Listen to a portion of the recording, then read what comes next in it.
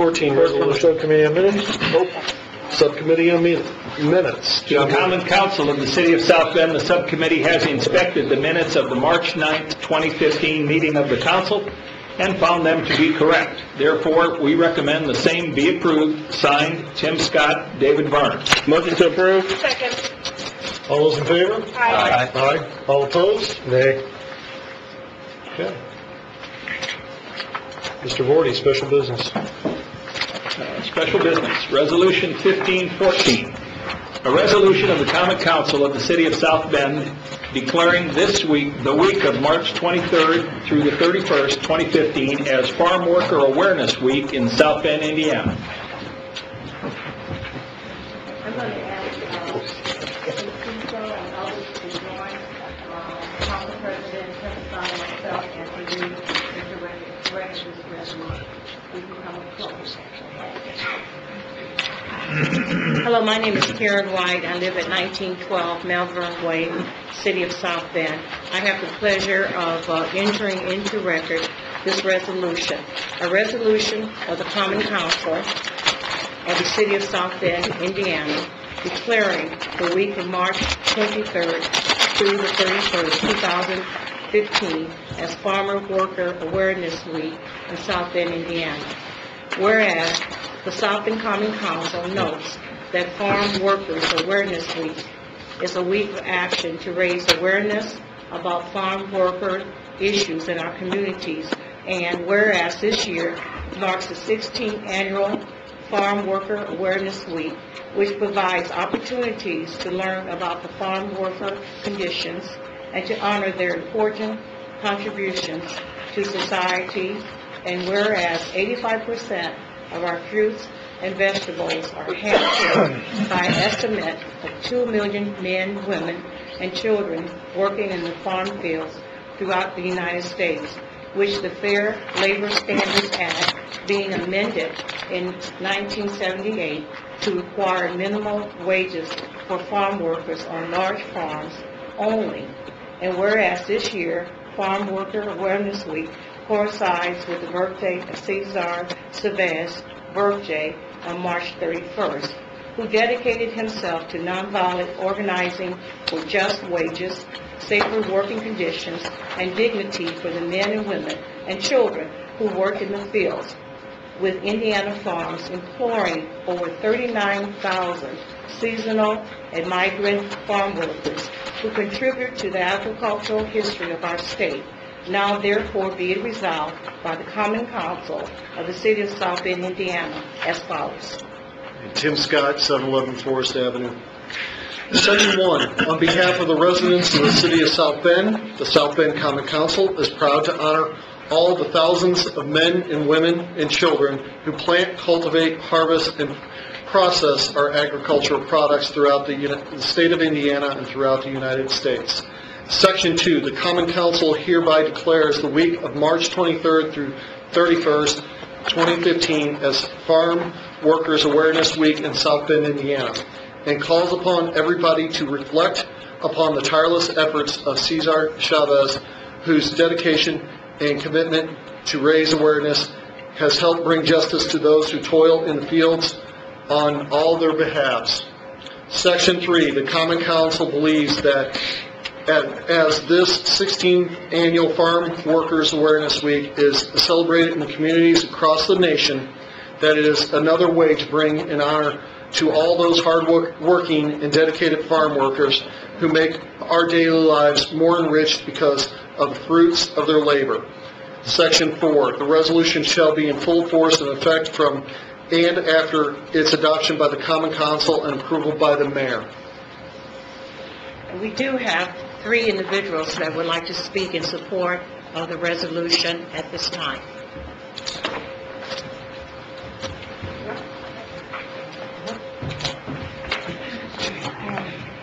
My name is Rachel Garcia, and I live at 724 Sherman Street, and I've been living here in South Bend, and I would like to say thank you for the can I say it fast? Okay. And that I've been working for migrant farm workers since I was young. I would say about 7 years of age.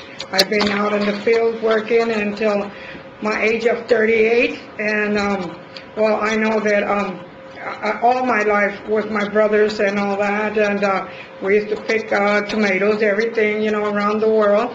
And until now that I can't work anymore, I have, you know, problems of all these years working. And, well, but I appreciate all this, and I pray on God that I'm still here, you know, to maybe to help other farm workers, you know, migrant farm workers.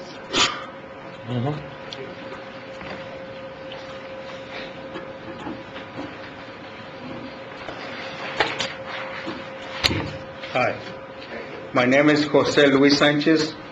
My address is 419 South Oliver Street, Southern Indiana, 46619. Thank you for the resolution. We would like to also begin conversation in a city ID for those living in South Bend. Thank you.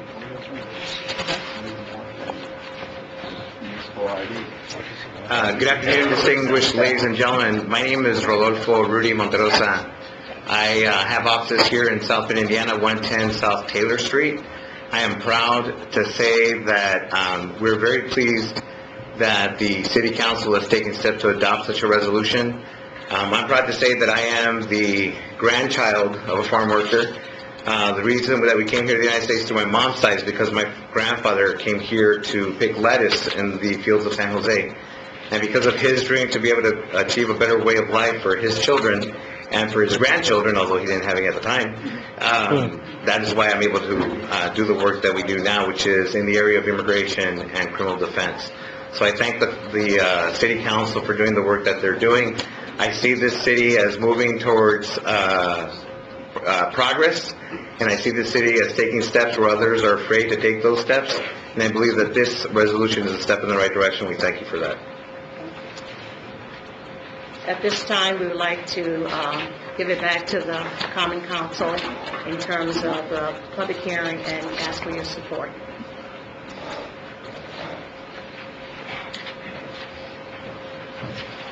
Make a motion.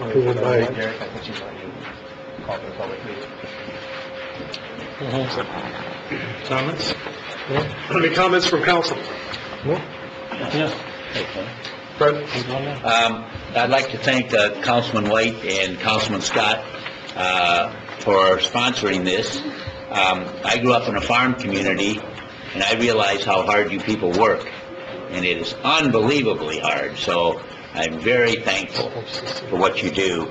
One of my proudest moments as a councilman was I was only here a month, and I think Oliver and I met out on Western Avenue, and their conditions there were not acceptable as far as living conditions for the migrant workers, and it was hot, and we were able to make a difference for you, and so I can't tell you how much I appreciate all you do for us. Thank you.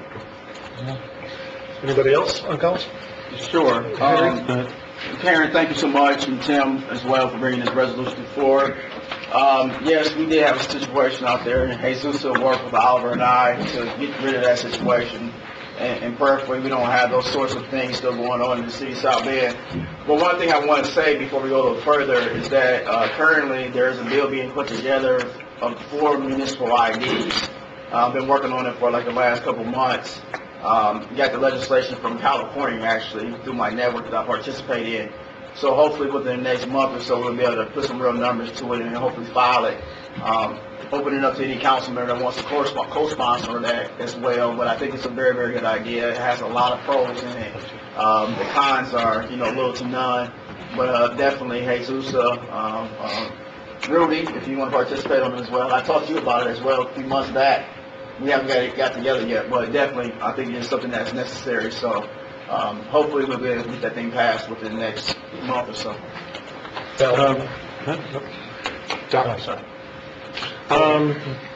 Good evening. I was glad to see you all out here tonight, and I'm thankful for the co-sponsors. Thank you again for Jesus for all of your work. We clearly saw a few years ago some of the challenges that we needed to address, and I'm glad that things over the last few years since that time that we were all out there on Western Avenue has really improved. And I, too, join with Councilman Henry Davis in the municipal IDs. I think that would be great. As you all raise your signs of ID, it's nice to be able to identify yourself with some type of way, some type of card.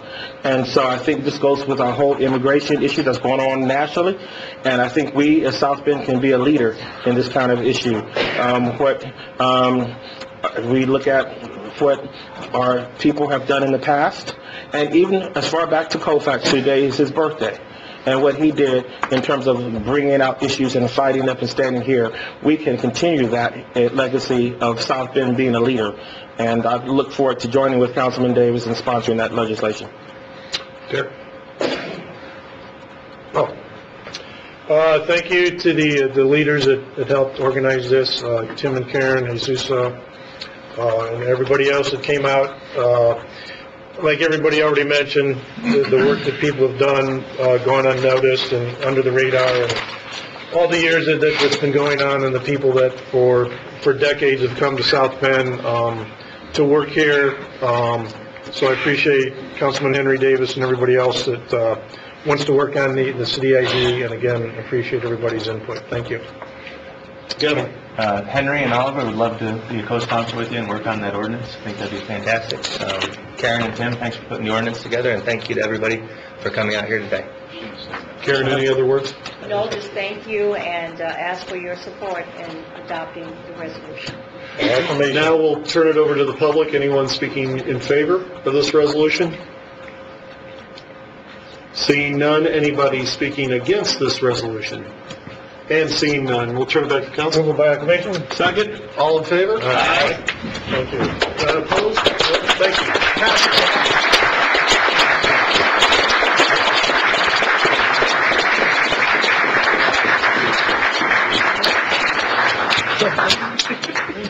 Blessings to you.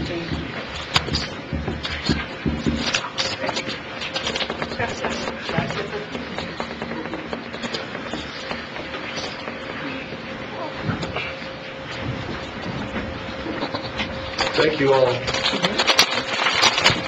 John Bordy, 1515. A resolution of the Common Council of the City of South Bend, Indiana, encouraging high school and college students to to participate in the statewide Drive Now, Text Later campaign. Is that committee report? Oh, this is waiting on Committee you. report? Go ahead, sir. Thank you, Councilman, President Scott. Oh, I'm sorry. Henry, there is a committee report. Yeah, it was, but you just told me to go, so I just followed the directives. I'm very enthusiastic about this. Mr. Dieter. Thank you, President Scott. Health and Safety Committee met earlier today after discussing the pros and the cons. We're sending this to the entire council with a favorable recommendation. Okay. Now, Mr. Davis. I can go now? Yes, you should. Right on. Council members, colleagues, Henry Davis Jr., Councilman Henry Davis Jr., 2nd District. Address is 5117 Idlewood Drive, South Bend, Indiana, 46619. Before you have a resolution to Common Council, City of South Bend, encouraging high school and college students to participate in statewide Drive Now, Text Later campaign. Mr. Blasco, we're going to need your help with this, so don't go to sleep on us. Whereas the South Bend Common Council knows that the Indiana Department of Labor participates in social networking sites in order to promote activities and events aimed at the health and safety of Indiana. And whereas Indiana Lieutenant Governor Sue E. recently announced that IDOL is partnership with Indiana State Police, Indiana Criminal Justice Institute, the Indiana Bureau of Motor Vehicles, and the Indiana Department of Transportation has launched Indiana's 2015 Drive Now, Text Later contest in the interest of changing attitudes and behaviors related to texting and driving. And whereas this contest runs from April 1st, 2015 through April 30th, 2015, and challenges Indiana high school and college students to use their creativity and social media savvy to spread the message about the dangers of texting and driving, with winners who have the largest distribution of their message on Twitter, Vine, or Instagram, receiving $5,000 to help pay for their post-secondary education. And whereas the South Bend Common Council has long been an advocate for safe driving, with one example being the passage of ordinance number 9946-09 on July 27, 2009, which created local regulations on the use of handheld mobile devices, mobile communication devices, and telecommunication devices in school zones, which has been codified into the South Bend Municipal Code as 20-130 through 20-134, and calls for penalties starting at $75 for the first violation, $125 for the second violation, and $250 for each violation thereafter. Now, therefore, let it be resolved by the Common Council of the City of South Bend, Indiana, as follows. Section 1, the South Bend Common Council encourages all Indiana high school and college students to participate in Indiana 2015 Drive Now, Text Later contest aimed at helping to change attitudes and behaviors related to texting, driving, and more details are available at www.txtl8r.in.gov, which this being the second year of the IDOL, the BMV, ICJI, and the NDOT offered $5,000 scholarships for the winners. Section 2, statistics from the Indiana State Police show that the majority of text message citations and warnings have been for drivers under the age of 30 and 35. Section 3, the Common Council commends the students who are participating as part of this adoption process, this resolution aimed at raising awareness about 2015 Drive Now, Text Later contest. Section 4, the resolution shall be in full force and effect from its adoption by the Common Council and approval by the mayor. All the council members are signed. Thank you, Kathy, for your help. Now we will have a presentation from that we've had earlier from the 3 students that are working on this particular contest from New Tech High, which is located at Raleigh High School. I'm Mac Buchek, 1324 Sussex Drive. I'm Melissa Hicks, 50535 Ironwood Road, Granger, Indiana. I'm Saja, and I 50513 Mercury Drive, Granger, Indiana. And just to start off, this presentation is on texting and driving, the underestimated danger to public safety. And what we're going to be going over is some facts and statistics about texting and driving. We're going to compare it to impaired driving, and we're also going to go over our mission plan and some economic costs to the state and the nation as a whole. Just to start off, this is a comparison between loss of life. Drunk driving claims 18's lives a day in the U.S., and texting and driving now claims 11 teens a day in the U.S. What this shows is texting and driving has surpassed drunk driving for the deaths of teens, and is now becoming one of the top killers in the United States for teens.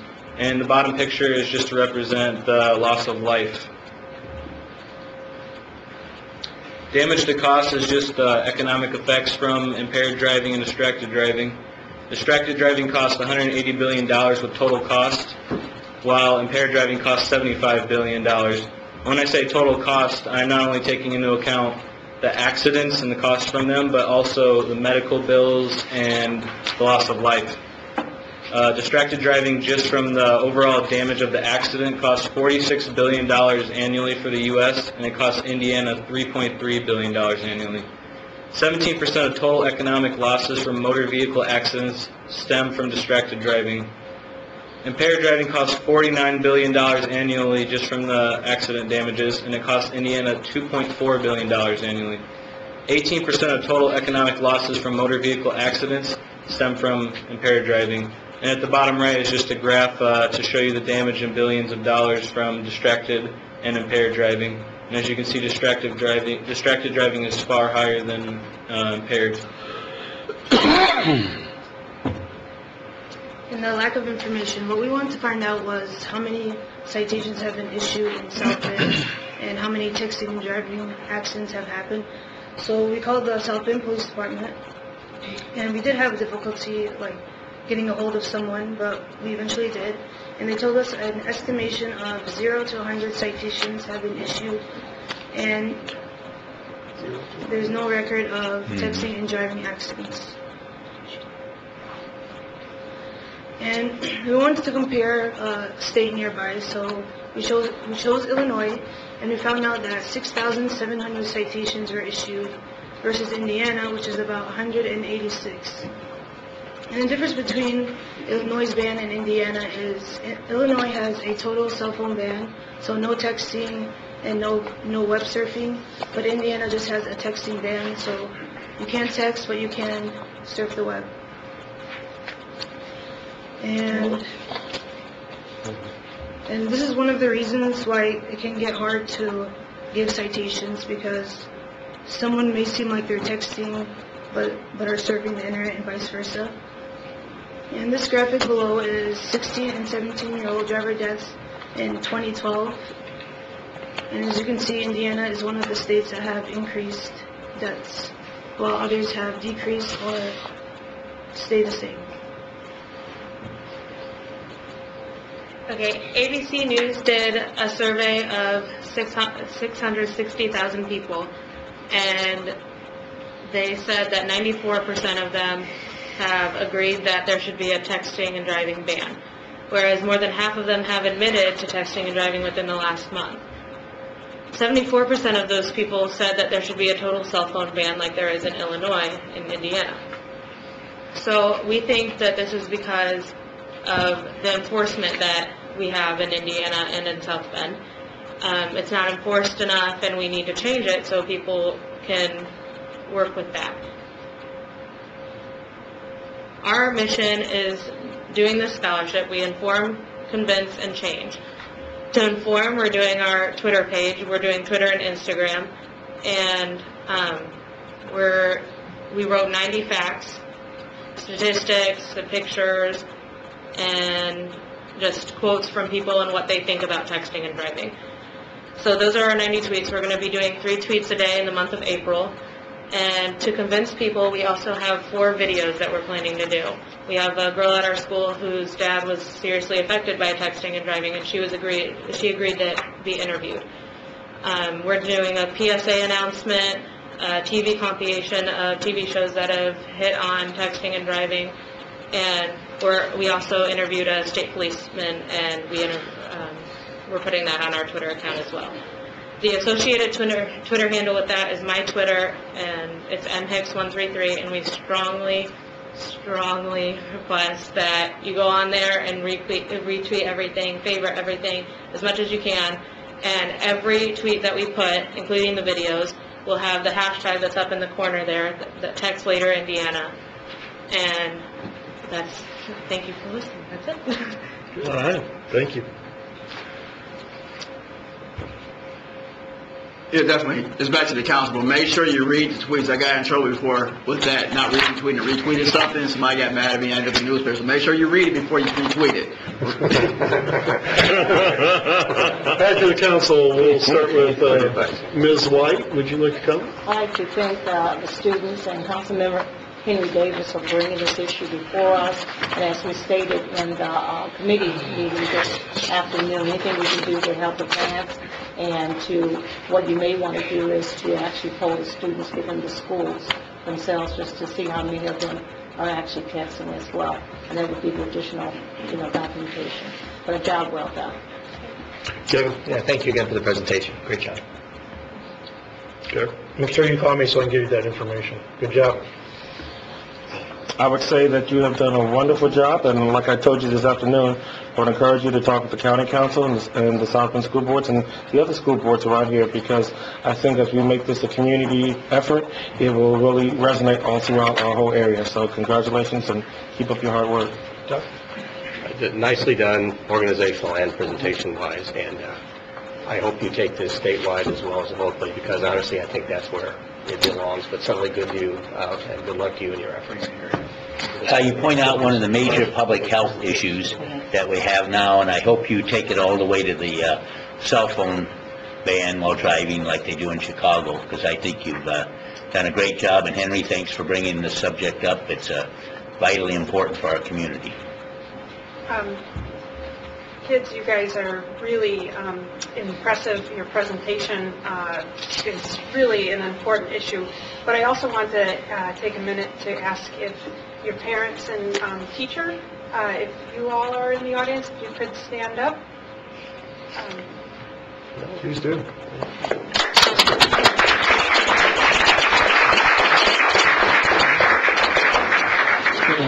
One thing that obviously is so important when we see such wonderful students like these three here tonight are their parents and their teachers. It's because of wonderful teachers and great parents involved in their kids' education that we have kids like this that come before council with such important issues and such wonderful presentations. So not only do I want to say you guys did a great job, I also want to say to your parents and to your teacher, thank you so much for bringing these kids before us tonight. It's such an important issue. And thank you, Councilman Davis, for bringing this in. You students this is really incredible. This really, you hit a point with me when, someone can't get a ticket because they could be surfing the web on their phone, but our law states texting.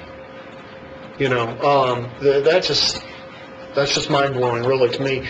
But I drive the bypass every day. I use my headphones and do not touch my phone. And I'd love to see something completely hands-free. And this is a great start, and I appreciate you guys bringing this to us. So, Henry, would you like to add anything? Well, definitely, thank you. But we do have some awesome youth, not only these three, but we have some more that we're going to see in a moment. And I think that goes without saying.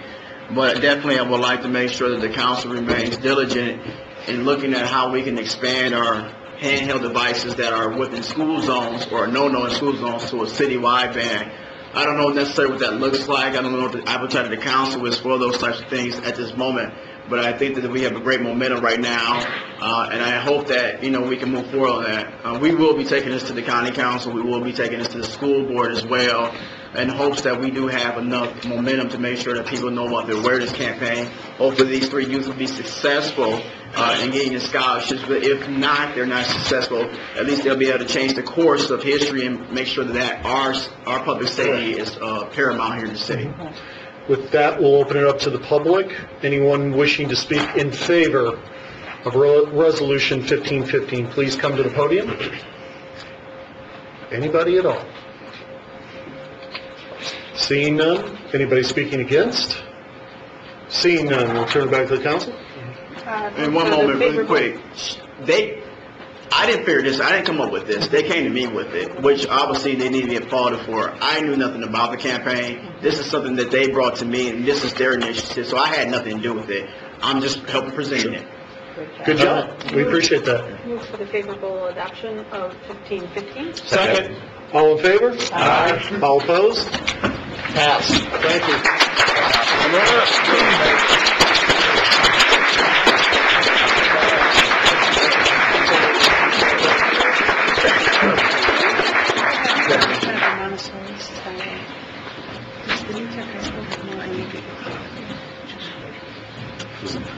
Good job. Great job. Good work. Thank you. Good job. Good work. Thank you so much. I won't text you that. Good job.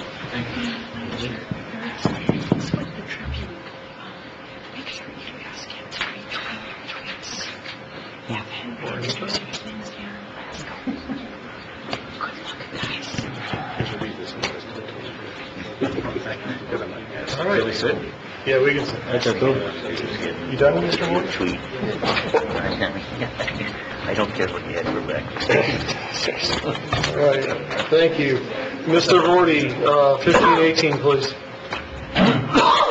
A resolution of the Common Council of the City of South Bend, Indiana, congratulating the John Adams High School team, No Regrets, for winning the 2015 Indiana High School Mock Trial Competition Championship.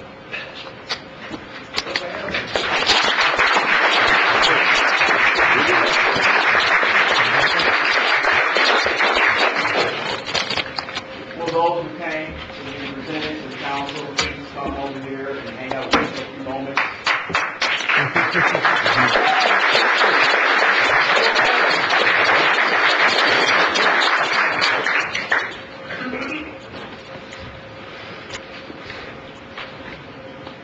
Council colleagues, President Scott, before you have, they're just winners, they always win, right? So we wanted to make sure that they were commended on their success and their continued success. Hopefully we're looking at some future legislators in the state level, national level, maybe here at the local level. So prayerfully they do come back home and want to serve, maybe on this council, like I said, at state level or national level, wherever you're at. But obviously you have the ability to get it done. We commend you on that. Whereas one of the many programs sponsored by the Indiana Bar Foundation in this annual high school mock trial competition, which was held the first weekend in March 2015 in Indianapolis, Indiana, as part of their mission to provide civic education for Hoosiers of all ages. And whereas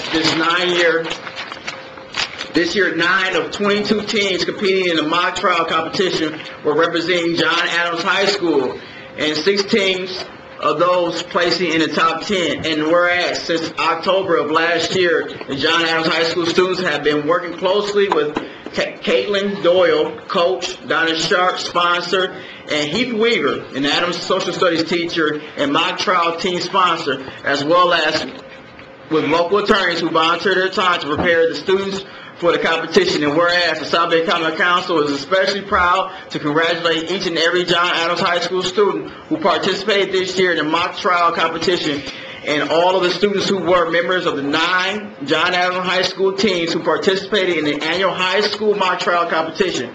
No regrets,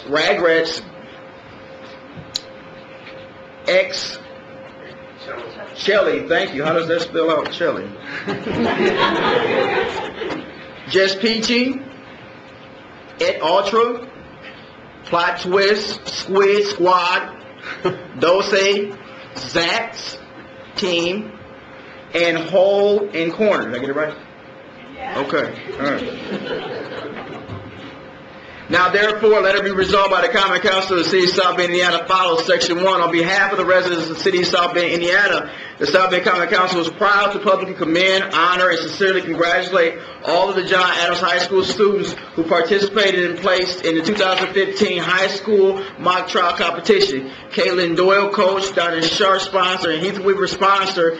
All of the volunteers, attorneys, and family and friends who helped to prepare and support all of these competing high school students who have brought honor to themselves, John Adams High School, and the South Bend community. Section 2, the winning team of 8 John Adams High School seniors, namely Sarah Neal, Laura Dillon, Claire Migliori, Sophia Wilson, Morgan Prophet, Stephen Bigger, Claudia Tockery, and Grace Landry will now represent the City of South Bend, Indiana, in a national competition to be held this May in North Carolina. Congratulations for a job extremely well done, and good luck in the national. Section 3, this resolution shall be full force and effect from and after its adoption by the Common Council and approved by the Mayor. Congratulations and thank you.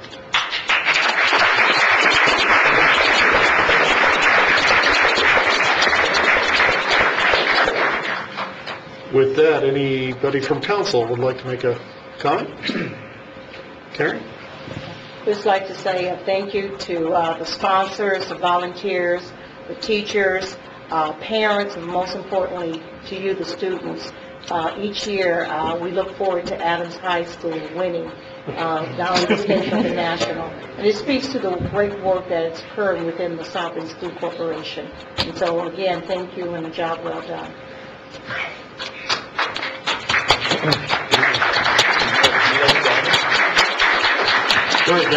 Sure. No, just congratulations again. It does seem like every single year you open the paper and you won another state title, so congrats. Derek Peters. I'm good, thank you. Thank you to the teachers and the parents for all the time and effort of traveling, and hopefully taking a long trip down there for the Nationals should be fun, so make sure you get all the council a t-shirt on the way back. Appreciate that. Thank you. Congratulations. Sometimes when a school wins a lot, people take it for granted. but each year you have come through, and you're not taking this for granted. You realize this is toughness and the challenges that you have to face to win. And we look forward to you winning in North Carolina, showing them what Eagles can do, and flying high. So we are encouraging you, and keep your head up. Thank you. Well, seems like this has been every year for as long as I can remember, and that goes back a few years as I've been on this council. Congratulations to you for your efforts. This is probably just the beginning. There will be more challenges in your lifetime. If you approach them all the same way, you will do quite well. Congratulations to the parents and the folks who are involved in doing this project. It is come to be a routine thing for us, but hopefully it's a great adventure for you, and best luck in the future. Congratulations. I've been on the council now, it's my 4th year, and I think the other council members would agree that we're very envious of your debating skills. Hopefully you can come and teach us something. I echo the sentiments of my colleagues, and best wishes to you all. And I really couldn't add anything other than, I guess I'm not going to get in an argument with my neighbor, Bill Wilson. So, thank you again. Thanks for everything you've done. Henry, anything you want to add, or we'll turn it to the public? Keith Weaver, 1701 East Wayne Street, Southern Indiana, 46615. I just want to say that last year we did not win the state championship for the first time in 13 years. Oh, wow. This team, along with the other 10 teams that we had, decided that that was unacceptable. And this year at the state competition, we placed first, second, third, fifth, 7th, and 10th. Wow. So we turned around what was a very disappointing year last year. We were still second, and came back and had the greatest showing that John Adams has ever had at the state championship. And these students are a representative not only for themselves, but John Adams, South Bend Public Schools in the state of Indiana. They're a wonderful team. They're going to represent us all well. And I just want to thank their coach specifically and their parents. Without them, they wouldn't be what they are today. And so, thank you. And thank you for you guys for doing all the hard work. They're wonderful kids. So thank you.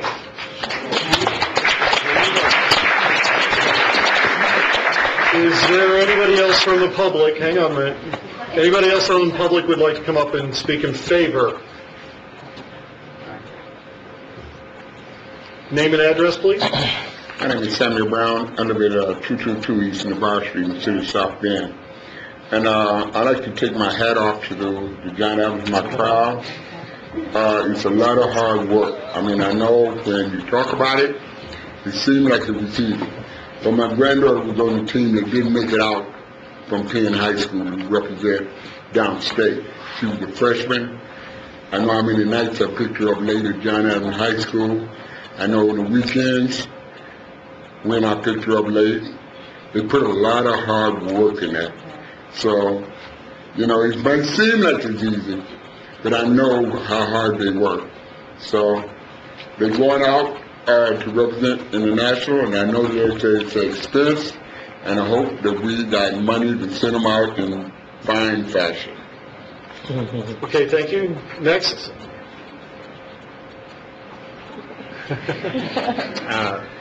Ladies and gentlemen, my name is Rudy Monteros. I stated before, 110 South Taylor, South Bend, Indiana. I know that the entire team worked really hard, but I especially wanted to point out 2 individuals. That's Grace Landry and Sarah Neal, because I had the distinct pleasure of being the coach when they were freshmen. And as freshmen, we had coached an all-freshman team, and we pulled a rabbit out of a hat trick because the freshman team took first in regionals 4 years ago. And I'm glad to see that they, along with their fellow classmates, have kept it up, and I'm sure that they'll do great down in national. Just wanted to congratulate them on behalf of the St. Joseph County Bar Association. Excellent. Anybody else wishing to speak in favor? Seeing none, anybody wishing to speak against? Seeing none, bring it back to council. Make a motion to send 1518 for the adoption of 1518. Second. All in favor? Aye. All opposed? Thank you. Where it's adopted.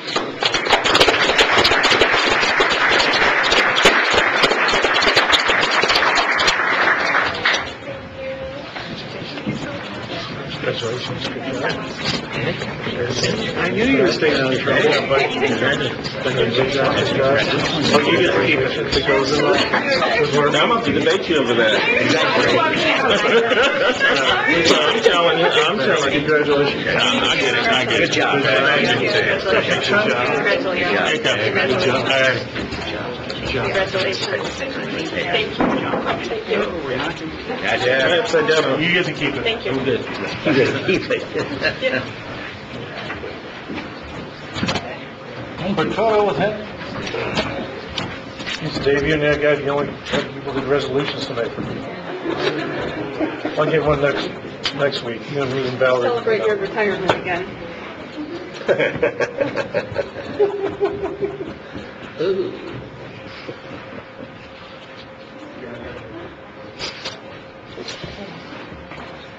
Okay, bring it up.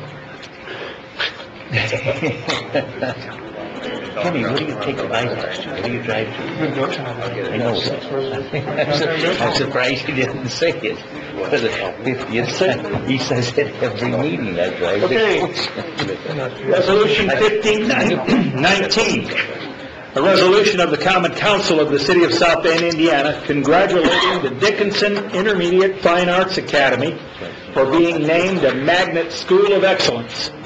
More good news from South Bend Community Schools. Whereas the South Bend Common Council recognizes that there are approximately 4,000 magnet schools of America operating throughout the United States today, with each school focusing on a theme and curriculum which attracts a wide range of diverse students.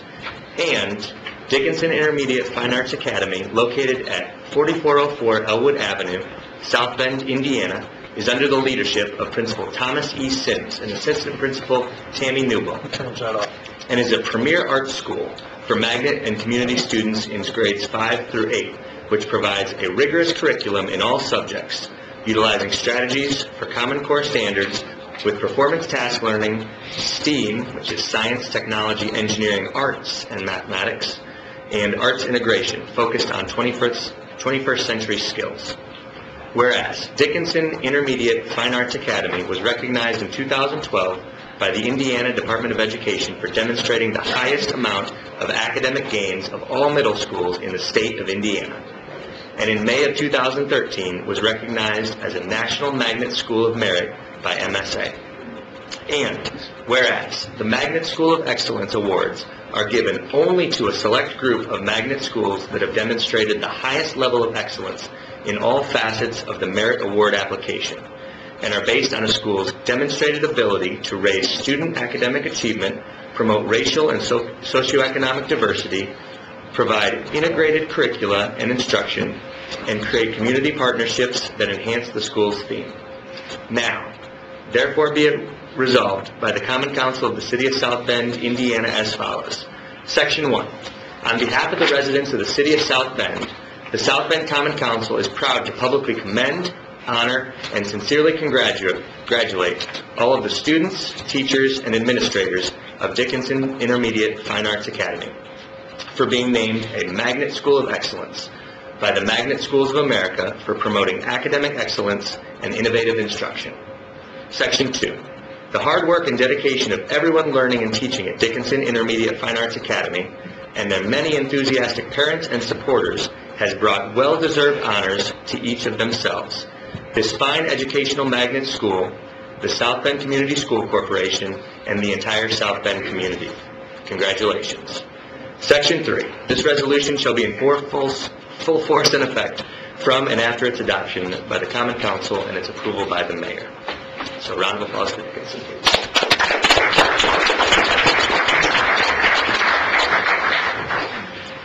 4 years ago, the state of Indiana, the Department of Education, was going to intervene at Dickinson Fine Arts Academy because of our failing status.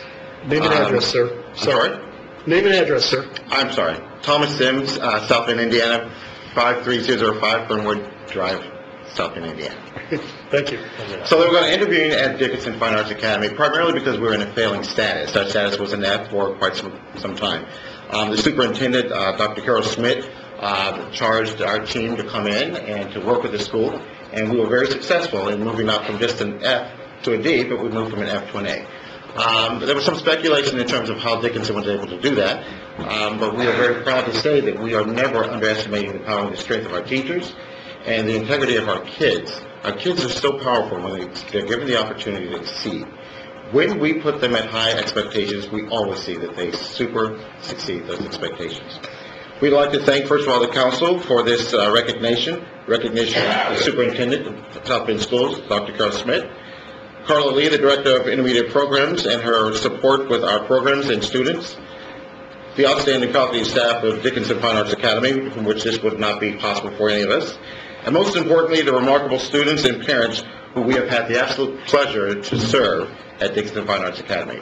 Thank you all again for this opportunity, and we look forward again to coming back once with more awards for Dickinson Fine Arts Academy.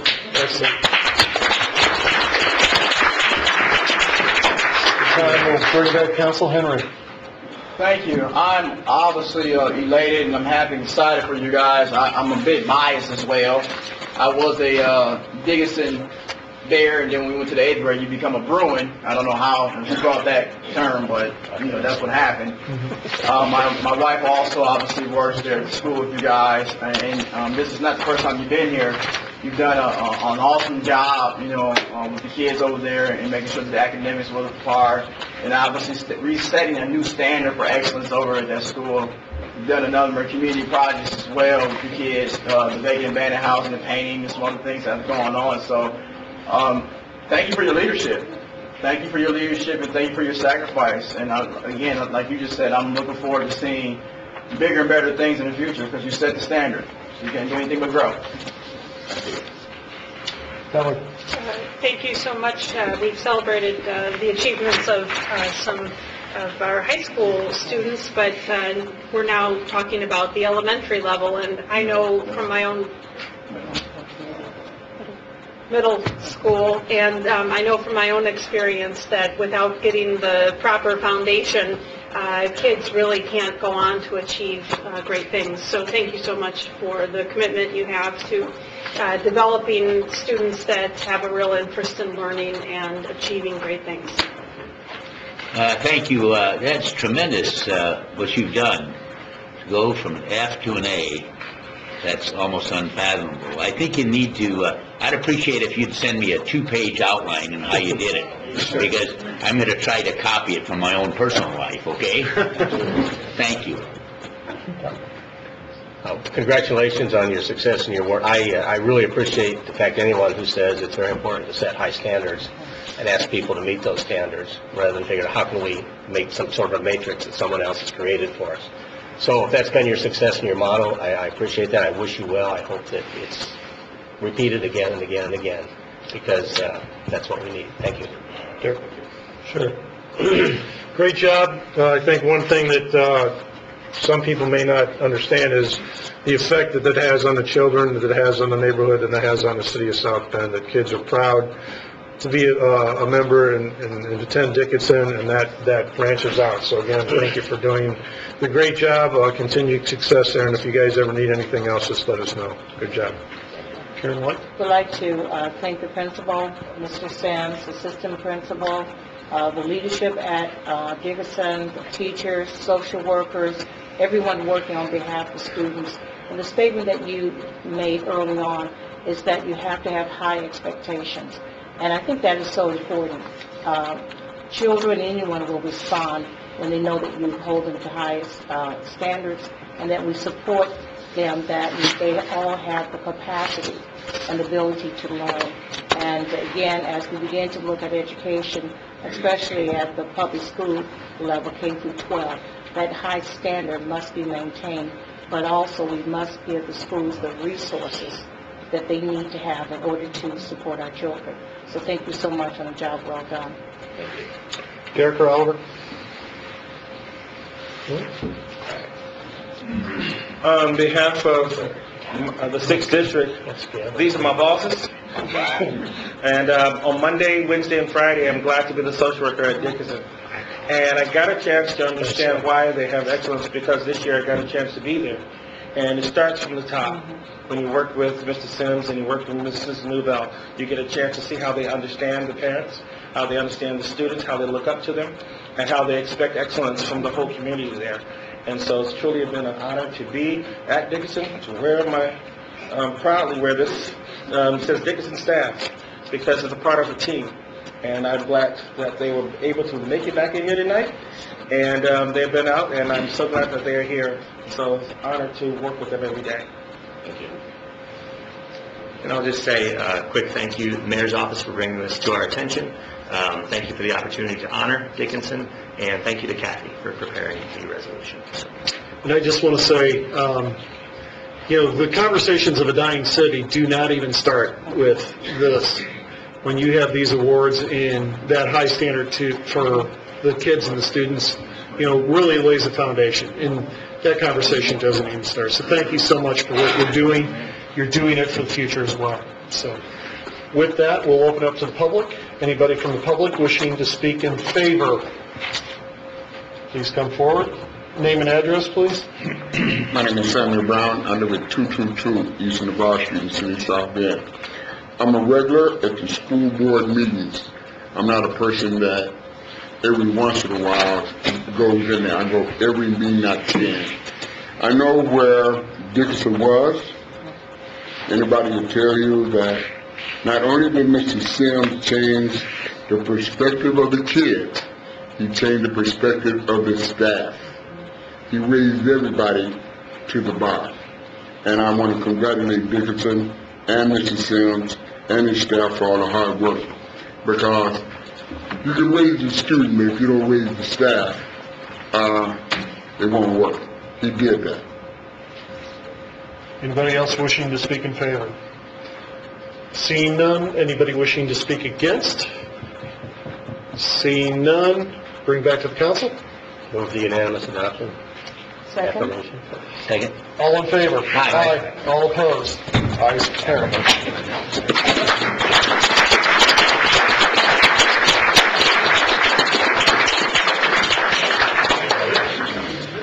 Cord.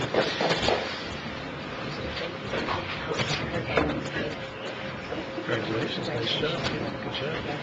Congratulations. Thank you. Congratulations. Thank you so much. You too. You have to be successful. Thank you. Yeah, you do. I'll get back.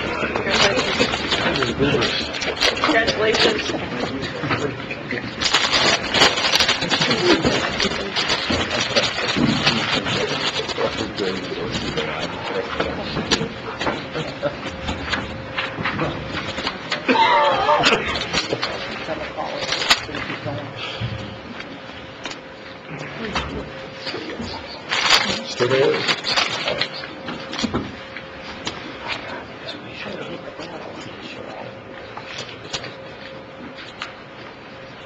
That's it? No more resolutions, Tim? No more resolutions. Now we'll go to report of city offices, and we have the mayor. The mayor will give his report, and we'll have 3 questions each from council members, if they so choose. All right, well, good evening, and thank you for the opportunity to present this evening. It's a special treat to be able to do so after opportunity to have so many recognitions of good things happening in South Bend. Very impressed with the New Tech students' presentation, with the achievements of the Adams mock trial students I've had a chance to get to know, and with the turnaround at Dickinson. And also, since an important policy point came up in the discussion in the honoring of the migrant farm workers, I want to echo the sentiments of everybody who has expressed interest in municipal ID cards. It's an issue that's been discussed for some time here. We've been exploring it at a policy level in the mayor's office for some time. I struck up a dialogue with the Commissioner of Immigration in New York, who's organizing what I believe to be the most extensive municipal ID program in the country. It's not been easy for them. There are a lot of complications, but of course that's also a much more complicated environment, and I think if they can do it, that could be a very good indication that a city like South Bend could certainly get our arms around the opportunity. And the need has to do with a number of people who are in our community who are simply trying to get access to benefits that they are entitled to. A good example would be a student at ID Tech who actually cannot get access to the transcripts for courses that they paid for if they do not have access to a government-issued ID, which many of them do not. And so that's the kind of problem that having a municipally issued photo ID might be able to solve. And I'll certainly welcome opportunities to work with any council members who are interested in developing legislation and policy to make that a reality. So thank you for that.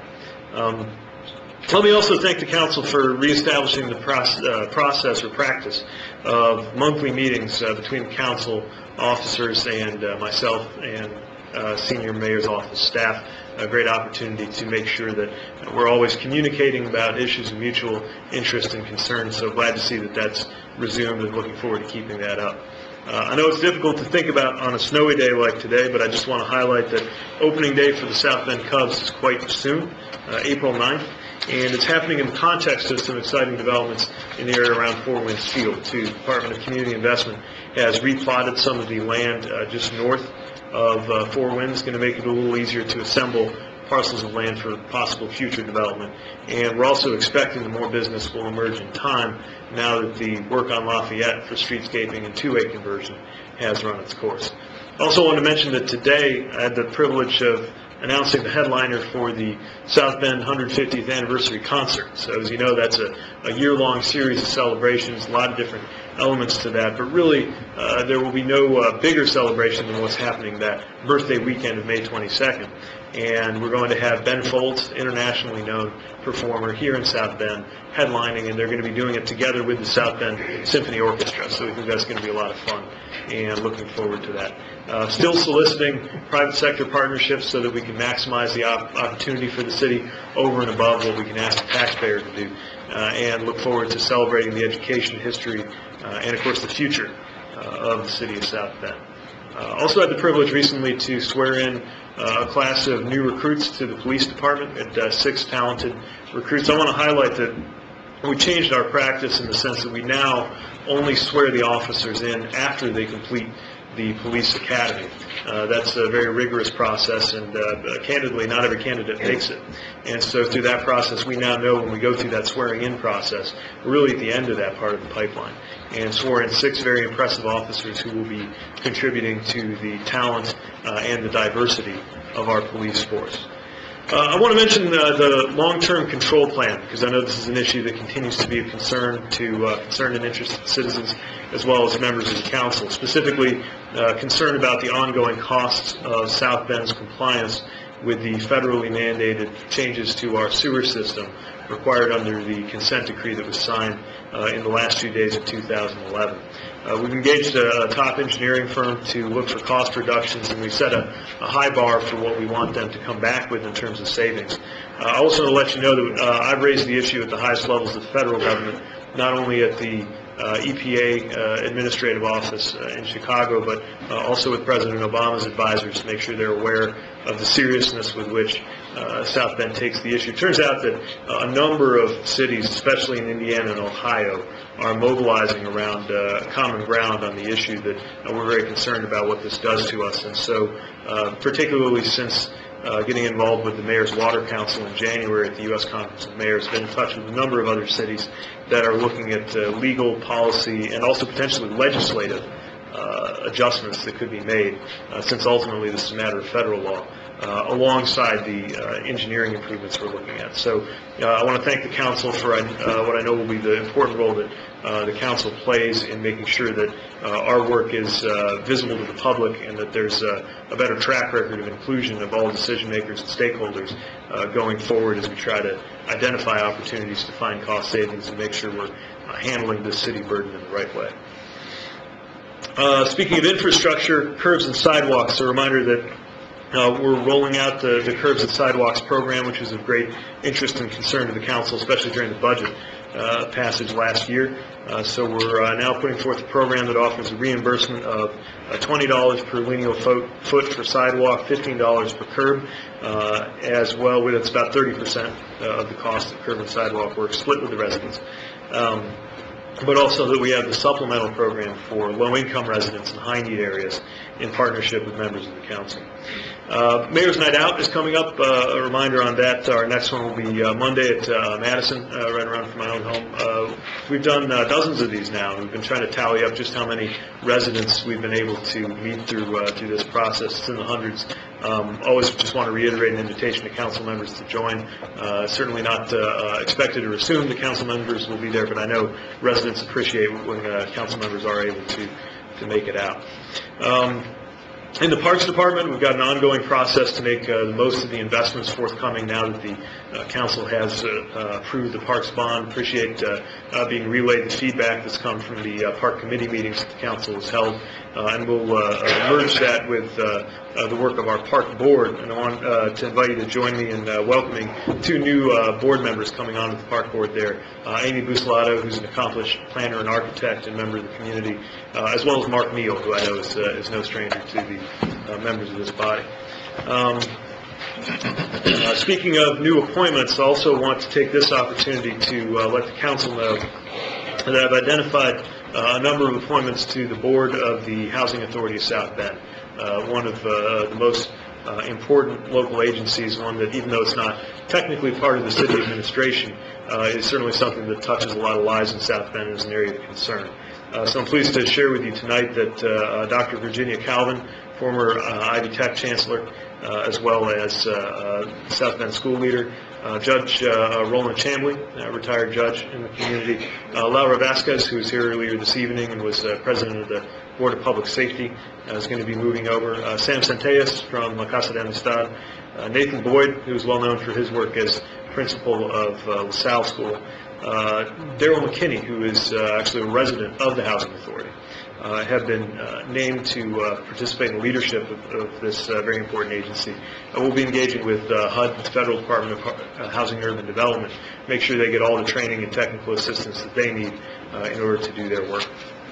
Another announcement, I've already shared this with the council, but I just want to highlight this evening our excitement about Randy Wilkerson taking on the job of head of the Department of Code Enforcement. Somebody who brings a great deal of experience to the job, did a very nice job here, both as chief inspector and then covering down as interim code enforcement director.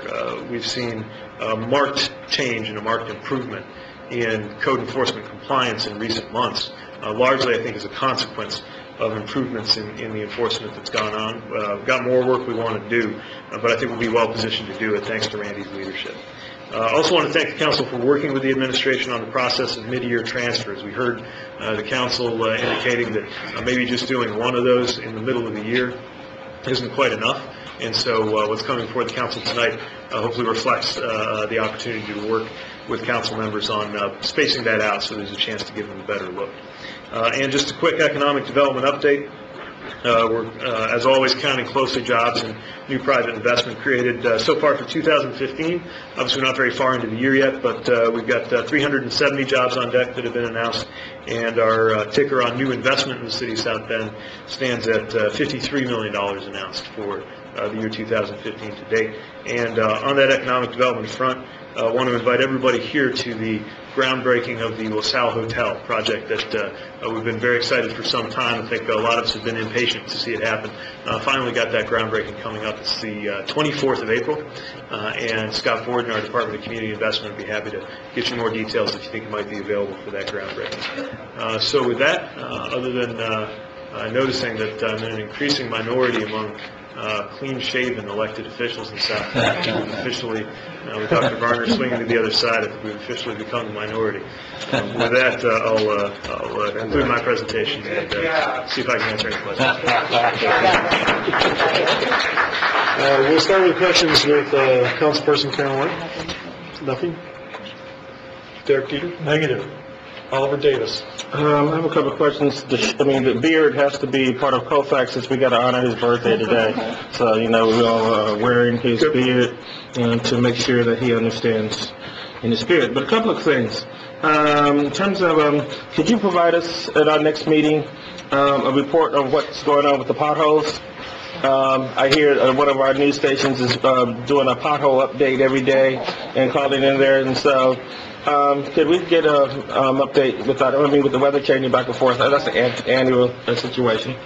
And then, secondly, is there some way that what are your thoughts in terms of the city taking the time, the administration and our council, to welcome the Pokagans here regarding their project? I know they will be having their announcement on the 14th. I met with a group of neighbors and they had some concerns with some of the opposition that's planning to come.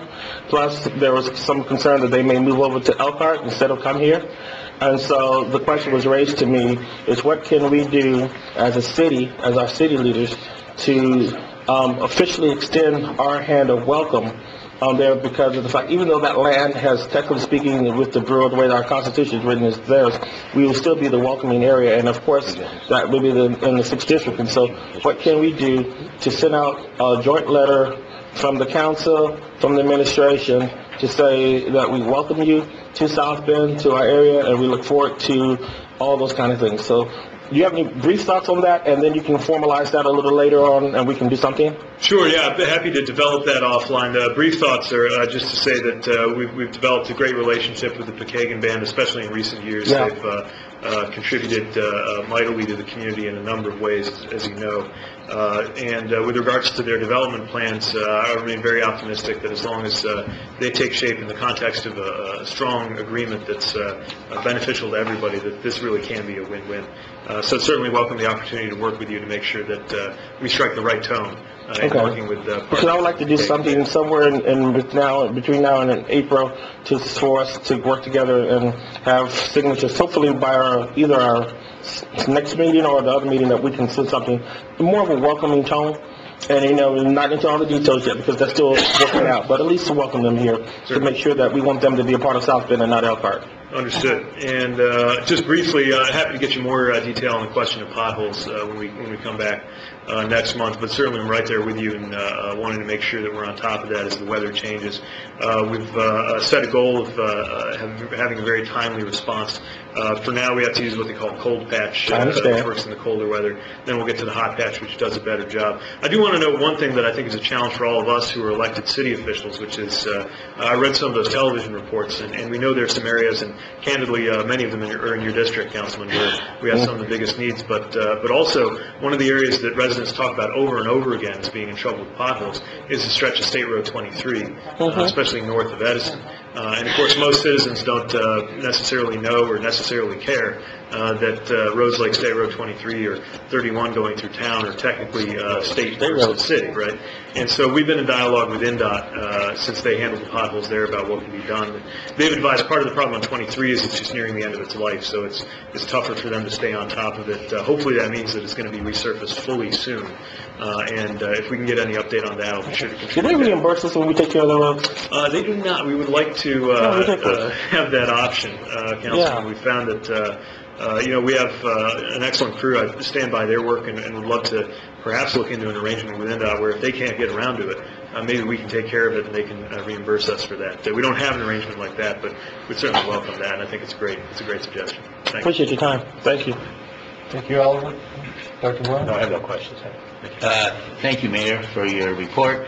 And I'd like to emphasize, I think, along with Dave, how important this long-term control plan and the CSO project is, to my mind, the most important project in the history of South Bend.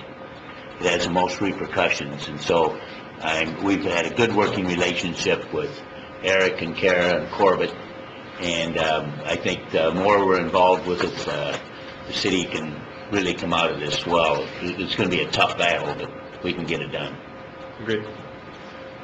Thank you, Mayor. I have no questions. Thank you. Henry? Thank you, sir. The recruits for South Bend Police Department, Fire Department, I've been a stickler about the way that the makeup looks, how diverse we are. You made some announcements about how you wanted to begin the process of learning how to hire more, I guess, minorities to those particular departments by hiring in a consultant to help you hire in those minorities. Over the last few months after you made that announcement, I think it was at the King Day breakfast, I've had the opportunity to talk with residents who have been applicants and even may have actually made the grade on the test to become a firefighter or a police officer. Many of them are people of color, and they have said that they do not know why they were not chosen. So there is obviously a tier section. They're not making it in the top tier, and all of them are applicants of color. My question is how do we make sure that that is not necessarily an issue later on if that's what we're trying to do, if that's the intentions of the new program? Clearly, there may be a testing issue. I wouldn't necessarily say that they're inadequate or they're inept in taking a test, but clearly there may be some issues with the test itself. My question is, again, is how do we get past or change the test so the results are different? So I think it's a very good question, and the way I'm thinking of it is twofold. There's part one is just expanding the ranges of applicants who come in the first place, trying to reach out to those people who may not have ever pictured themselves in a uniform for the city of South Bend. And I think all of us have done what we can, even just individually, personally, to try to recruit people and get them interested. There have been some suggestions, and actually I owe a response to a couple of council members about ways we can perhaps engage with partners in local media in order to enhance that first step of the funnel. Because, of course, we can't have somebody succeed if they don't apply in the first place. I think the second area, which is the one you're focusing on, is, okay, what happens when somebody's applied? Certainly, while we're still developing the scope for engagement of professional services, one of the questions then becomes, okay, what is there in all the steps between application and being sworn in? Whether it's the tests, the academy, anything else that goes into the process. Is there anything there that's having a disparate impact that we haven't recognized? And finding a way to identify that and root that out is one of my primary interests for what we can do with a closer look at our own practices and anything that we can do to improve them. Well, again, the issue is not passing physical therapy, the PT. It's not even passing the test. It's the tier system, how they're being ranked. So if you're not scoring in between 90 and 100, and you score between 70 and 80 or 80 and 90, your chances of being picked because you're not in the 100 or first 10 is nil. And that is the issue, is not having the ability to pass anything that they're being asked to pass. It is landing always in second or third tier, which they did not have the opportunity to move on in the process, obviously getting the employment opportunity. So again, I don't know how that can be juggled. I have my own ideas, but I don't know how that can be juggled and how that should be juggled. But that is the issue. It's not anything else. That's the issue right there. Code enforcement, you named something about that. I'm a bit unhappy with code enforcement for a number of different reasons. The situation at Colfax and Washington Park is still the same. We need to get that taken care of. I don't know how that's taken care of. I'm not going to do any more walk-arounds. I'm not going to go back to that building again. Something needs to be done. I don't know what should be done. I mean, I know what should be done. I'm just asking that something is done. Those folks are living in subpar or living conditions. That building probably needs to be condemned. We need help over there. They need help over there. So I'm asking for your attention to that particular area. And you have a building downtown that's doing the same thing, right in the middle of downtown, where I think it's a JMS building. Same situation, nothing any different. I've called you guys multiple times about these particular issues. Nothing has been done. And I'm sure if those two, I could point those two out, there's far more. In my last question, well, that wasn't a question, that was just a comment. My question, how are we qualifying these $53 million investment in these jobs? There's announcements, there's actual jobs. I've gone through the actual job and the announcements. They are a bit far off from each other. So I'm going to ask you, what is the actual number of jobs that are here versus what we're looking forward to in the future, meaning 2 years from now, 5 years, 7 years from now? Right, so we'll have to run down the breakdown on that. We track both, right? So first you got the number of jobs that are announced, and some of those materialize quite quickly. Some of them do it over time. So we get, for example, last year, I want to say the figure was 1,348 jobs announced. Of those, last time I checked, there's approximately 400 of those that were materialized, what, for lack of a better term, I call butt-in-seat jobs. In other words, somebody's actually working at this time in that job. Out of the 370 new ones, I'd have to run that down, see what the timeline is for when we anticipate those coming on. Just to give you a feel for the meaning of the numbers, so you can get your get a sense of proportion there. South Bend's labor force is approximately 40,000 workers. So anytime we have 400 jobs actually materialize, that's enough to knock 1 percentage point off the unemployment rate. In my estimation, the unemployment rate now is about 2.5% to 3% away from full employment. So if we could do another 400 jobs, not only announced but materialized, we would meet the economist's definition of full employment, where the balance of unemployment, which would be between 5.0, 5.5 and below, would be attributable to frictional unemployment, which is related to people transitioning, versus what we still face quite a bit of now, which has to do with people wanting work and not able to get it. So we left from unemployment being above 10% all the way down to like 6% right now, and you said it takes about 400 jobs to go 1 percentage point up or down, is what you just said? Right. So that means there should be over, what is that number? 1,600 actual jobs that have come in here, maybe, or 2,000? Yeah, the net gain in jobs, I mean, you got to control for fluctuations in the size of the labor force, but the net gain in jobs associated with the, I want to say 4.2, I got to look that up. I want to say the 4.2% reduction we've seen in unemployment would correspond to something on the order of about 1,600 net new jobs in the city of South Bend. In other words, 1,600 jobs added in addition to over and above any jobs that were lost. But you just said it's 400 actual jobs. Last year alone. I don't know, maybe my math is off. Thank you. Okay, Mayor, just one kind of question, concern from me. I'm glad to see new appointees, the HUD, that you're moving forward, or the Housing Authority, that you're moving forward with that. The Far Northwest Neighborhood Association has been trying to hold their meetings in LaSalle Park neighborhoods community space. So many. And LaSalle Park, LaSalle Landing. LaSalle Landing, I'm sorry. And it's the ideal place. I think what we need to do is look at, through the Housing Authority, to see what we can do to allow those people to meet there after 5 o'clock. Most of the people in the neighborhood association are residents there. So I think it's being underutilized. We're hearing that from the residents there. Things to do for the kids, the elderly, that there's a volunteer force that is willing to help out with kind of overlooking, seeing the place while people can actually utilize it. So I'd like to continue that conversation. I know Catherine Roos and I have started that. Derek's been involved with that too, looking at places. It doesn't seem like Marquette Montessori or churches around that area are conducive to the situation. That really is. Whatever we can do to get there would be a great benefit to the citizens up in that area. Appreciate you raising that, and also it's just exciting to see that neighborhood association emerge, as you said. So I want to do everything we can to encourage them, and hopefully we can resolve that meeting space issue soon. Okay, great. With that, thank you, Mayor. Thank you. We'll move on. Can I have a motion for resolve the committee of the whole? Second. All in favor? Aye. All opposed? The committee of the whole. Karen White will stay in her seat. Thank you, Howard. He was eating the hoopers too. I'm sure he can share. He stole them. I would like to call the Committee of the Whole to order. The Committee of the Whole portion of the Common Council meeting is where the Common Council sits as a committee.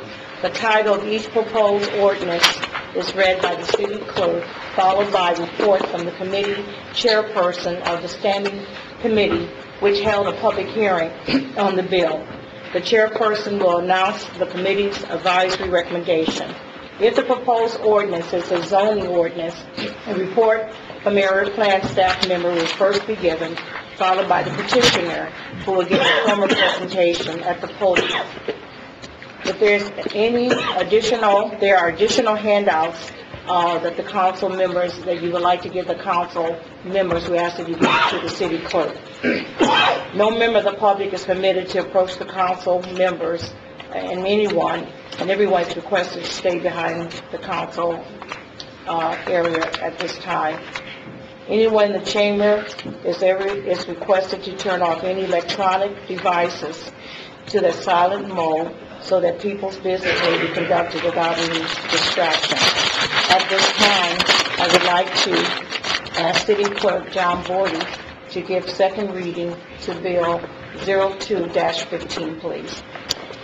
Public hearing on a bill amending the zoning ordinance for properties located in portions of the 500, 600, 700, 800, and 900 blocks of Indiana Avenue, portions of the 1,500 blocks of Prairie Avenue, Kemble Street, Catalpa Street, Chapin Street, Kendall Street, Scott Street, and Taylor Street, South Bend, Indiana, Councilmanic District Number 6 in the city of South Bend, Indiana. Is there a committee report, please? CNA? Yes, indeed. We bring this report today with favorable report. Thank you so much. We now have a report from Area Plan. Good evening, Angela Smith from the Area Plan Commission with offices on the 11th floor of this building. Before you is petition to rezone from several zoning districts, including SF2, MU Mixed Use, GB General Business, LB Local Business, and MF1 Residential, to LI Light Industrial. It's approximately 19 acres just south of the Ignition Park PUD.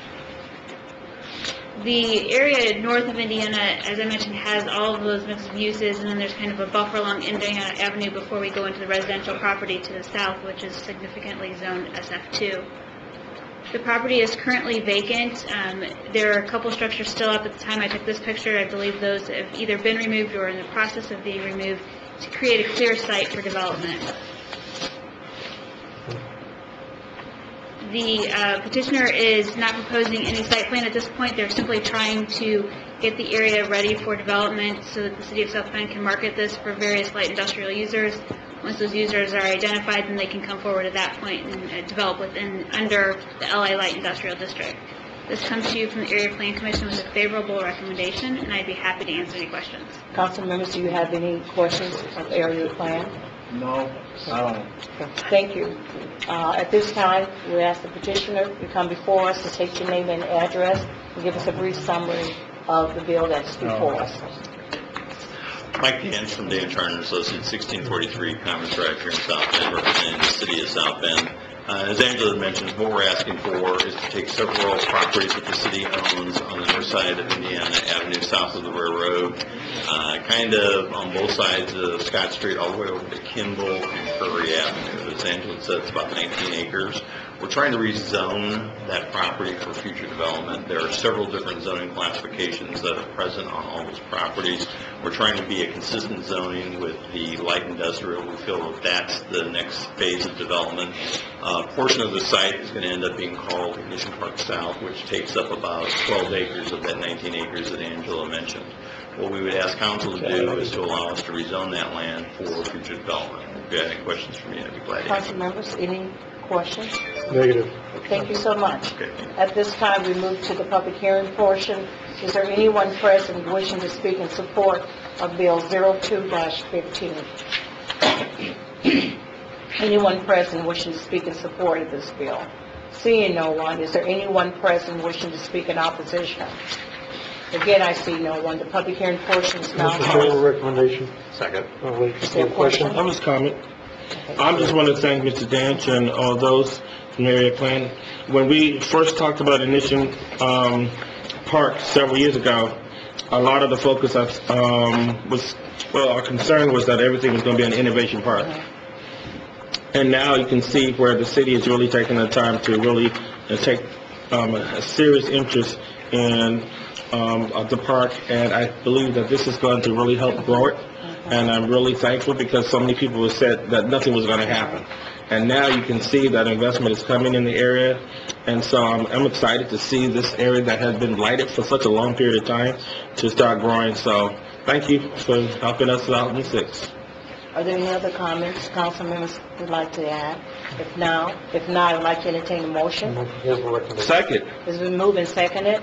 Are all those in favor of the motion? Aye. Those opposed, the motion carries. Bill 02-15 will be sent to the full council with a favorable recommendation. Mr. Board, will you please give second reading to Bill 03-15? Public hearing on a bill to vacate the following described properties. All public alleys and streets bounded by Kemble Street on the west, the Norfolk and Southern Railroad, the old Penn Central Railroad, on the north, Scott Street on the east, and Indiana Avenue on the south, all in the city of South Bend, Indiana. Is there a committee report? Chairwoman White, the Works and Property Vacation Committee met earlier, and we send this favorably. Thank you so much.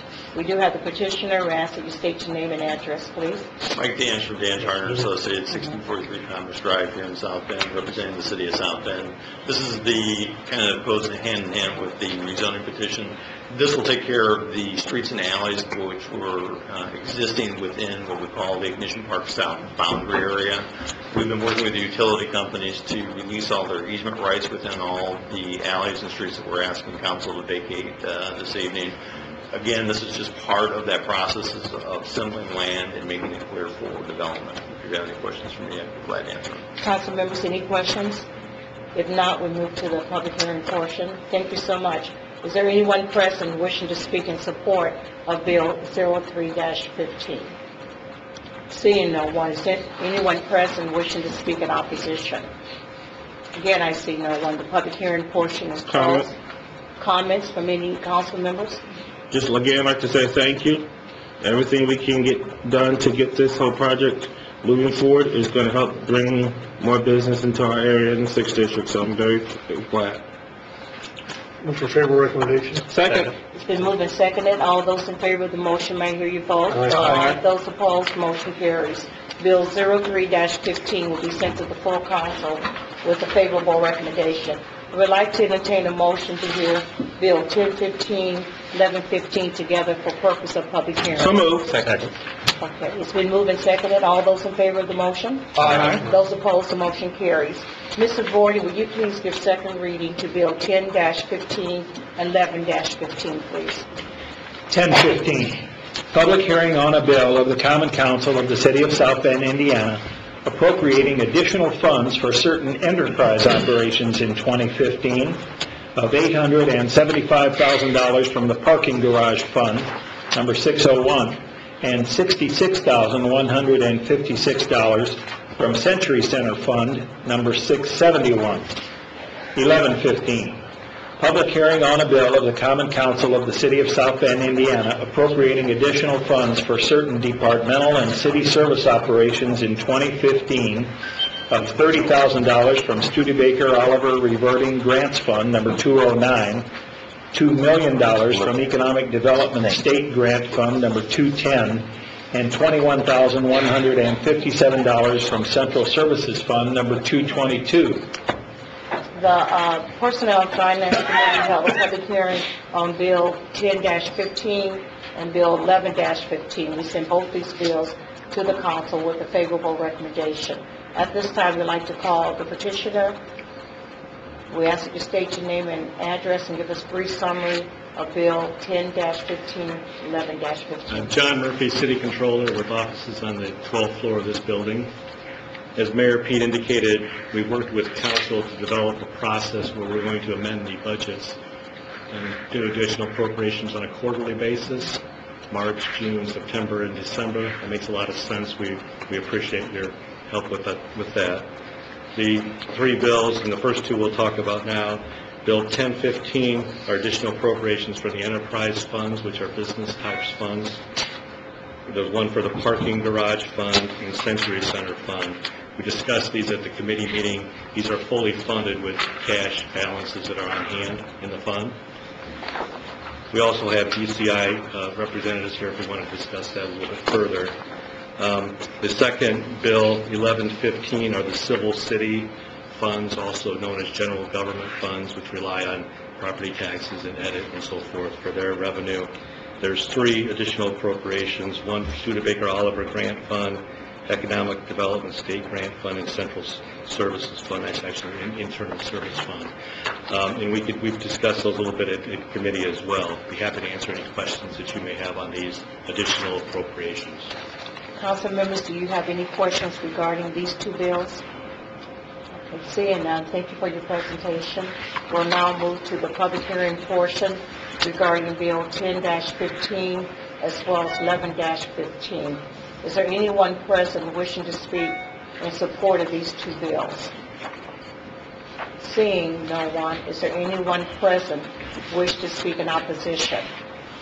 Again, I see no one. The public hearing portion is now closed. Move for favorable recommendation of 10-15. It's been moved and seconded. All those in favor of the motion regarding Bill 10-15, may I hear your vote? Aye. Those opposed, the motion carries. Move for favorable recommendation on 1115. Second? It's been moved and seconded. All those in favor of the motion regarding Bill 11-15, may I hear your vote? Aye. Those opposed, the motion carries. Bill 10-15, Bill 11-15 will be sent to the full council with a favorable recommendation.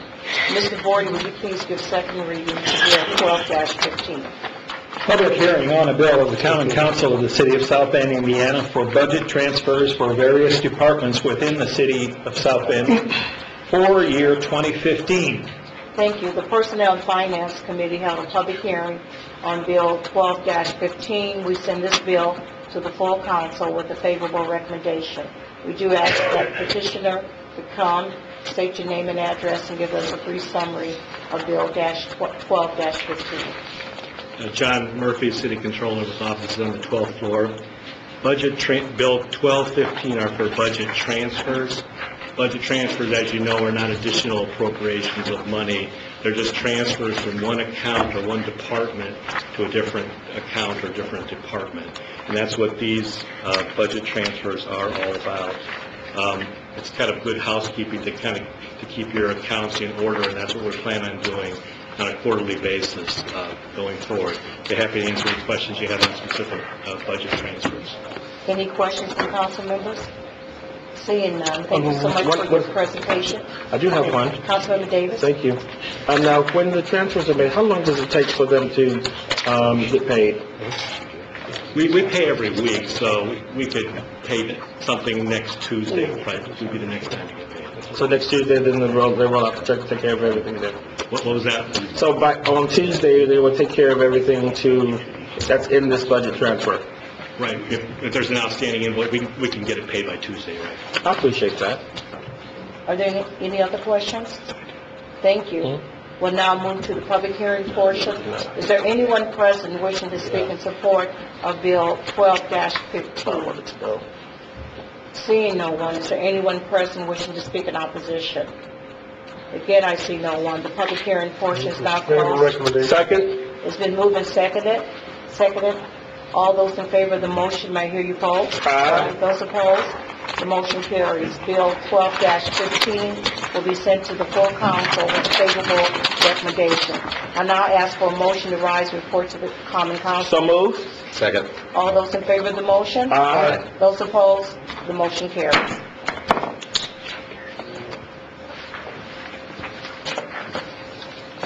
Sir. Full council is back in session. Mr. Vorey, would you please give third reading to 0215? Third reading on a bill amending the zoning ordinance for properties located in portions of the 5, 6, 7, 8, and 900 blocks of Indiana Avenue, portions of the 1500 block of Prairie Avenue, Kemble Street, Catalpa Street, Chapin Street, Kendall Street, and Scott Street, and Taylor Street, South Bend, Indiana, Councilmanic District Number 6 in the City of South Bend, Indiana.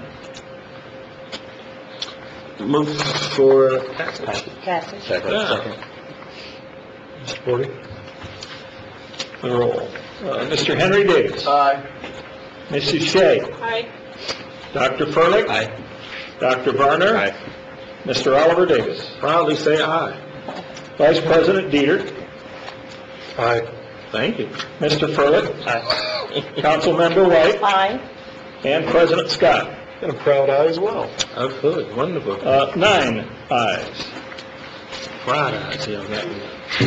315. Third reading on a bill to vacate the following described properties. All public alleys and streets bounded by Kemble Street on the west, the Norfolk and Southern Railroad, the old Penn Central Railroad on the north, Scott Street on the east, and Indiana Avenue on the south, all in the City of South Bend, Indiana. Move for passage of Bill 03-15. Pass the second. Mrs. Shea. Aye. Dr. Furlick. Aye. Dr. Varner. Aye. Mr. Oliver Davis. Aye. Vice President Dieter. Aye. Mr. Furlick. Aye. Councilmember White. Aye. Mr. Henry Davis. Aye. And President Tim Scott.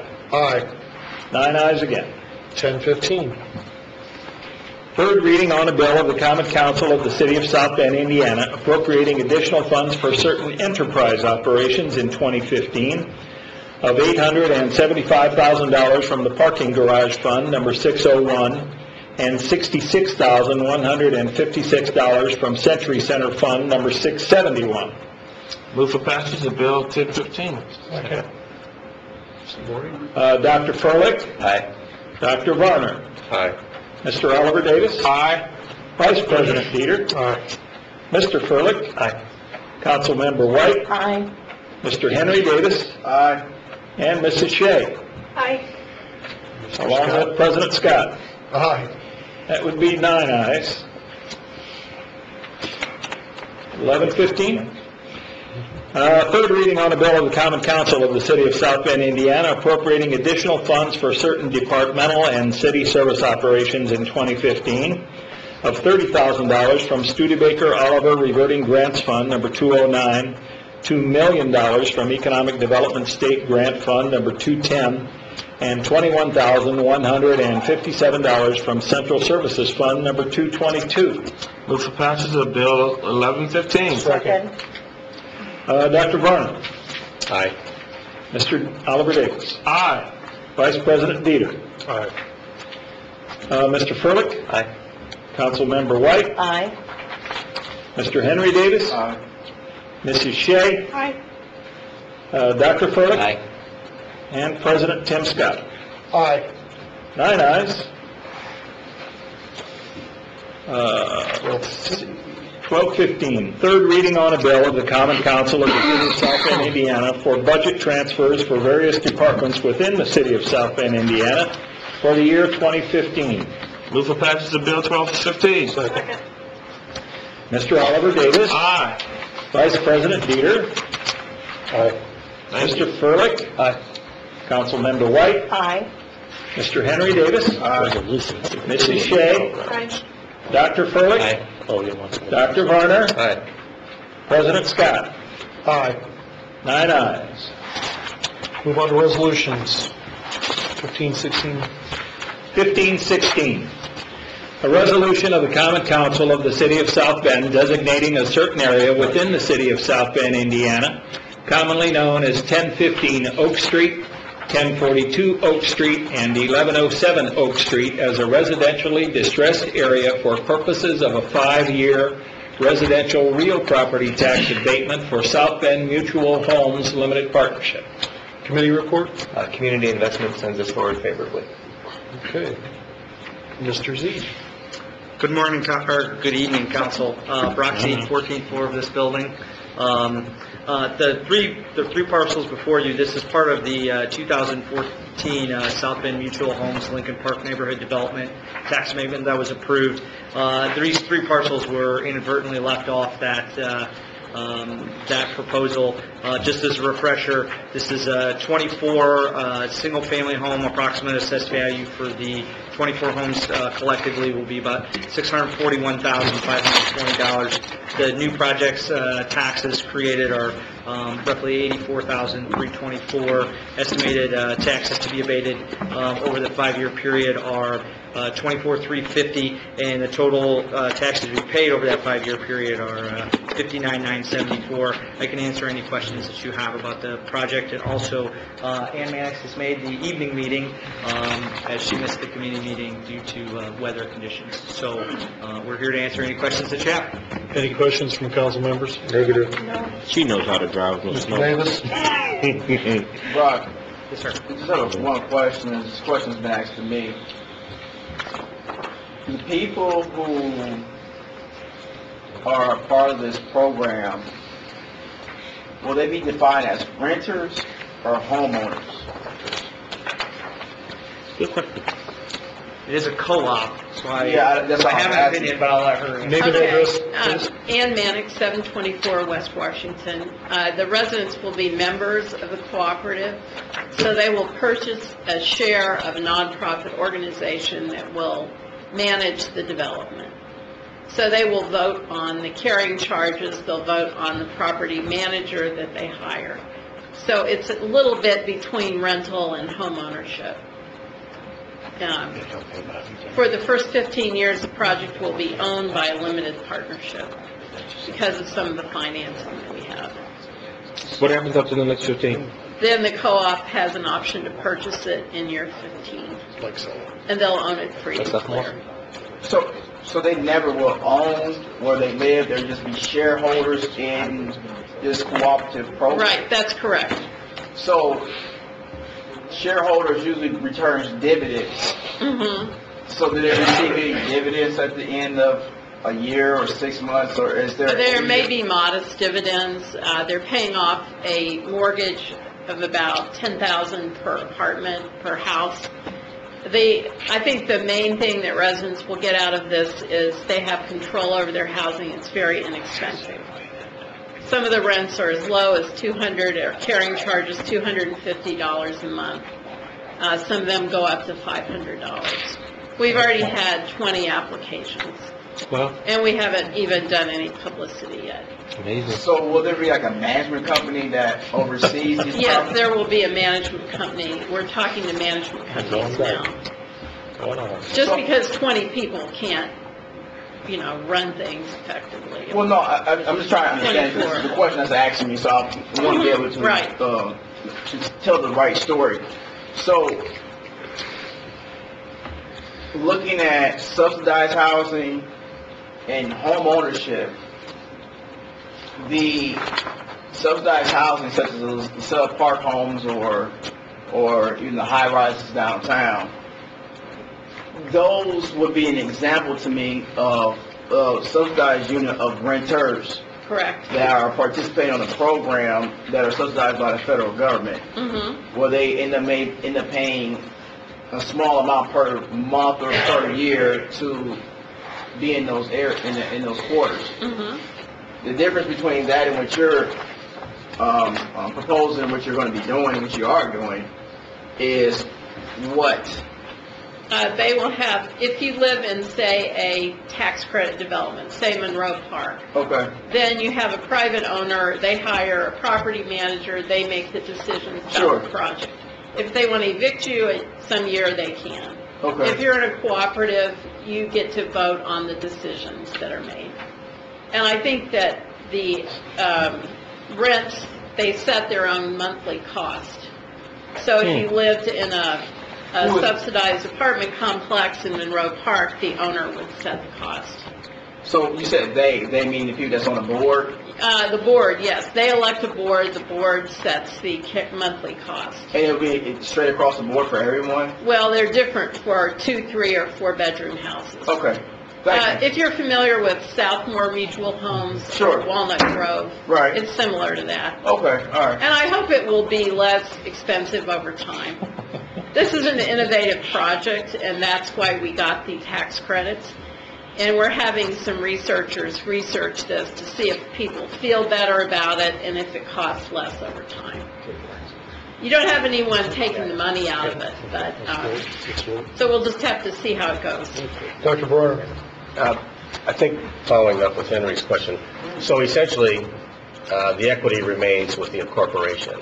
Correct. The people who are living in the houses are paying a rent, and there's no equity accruing to them personally. Yes, the term would be limited equity. Okay. So in return for their monthly costs, they get a very inexpensive place to live. And that's about, that's the size of it. That was a clarification, I think, between, that makes a big clarification between a renter and a purchaser, which is, right. I think what's I think you've got more control and more long-term possibilities. Yes. John? Can they not sell their share, as do the residents of Walnut Grove? Well, they can sell their share. The question is, we're going to have a group of residents decide this. They can sell it for a limited amount, but the problem is if you sell it, the next group has to buy it. The money has to come from somewhere. Versus keeping it affordable, if you say it's stuck at $500 and that's it. Then 15 years from now, it's still $500. So I think homeowners, a lot of times you don't make money on your house, but you think you might, and that drives the cost up. So this is kind of a counter-market strategy to keep the cost stable. And Southmore, if you look at it, their rents are like $285 for a 4-bedroom apartment. I mean, they're all very inexpensive. Okay. And I thank you all for your support. We're having a groundbreaking in May. Okay, let us know. We do appreciate it. South Bend can be innovative, so. Cool. All right, thank you. Now we'll turn it over to the public hearing. Anybody wishing to speak in favor of Resolution 1516, please come to the podium. Anyone wishing to speak in favor of 1516? Seeing none. Anybody wishing to speak against 1516, please come to the podium. Seeing none, we'll bring it back. Move for the adoption of 1513? Second. 1516, that's correct. Second. I have this crossed out. Vice President Dieter. Aye. Mr. Furley. Aye. Councilmember White. Aye. Mr. Henry Davis. Aye. Mrs. Shea. Aye. Dr. Furley. Aye. Dr. Varner. Aye. Mr. Oliver Davis. Aye. And President Tim Scott. Aye. 9 ayes. Make a motion to continue 1513 to April 13th. Second. Second. All in favor? Aye. All opposed?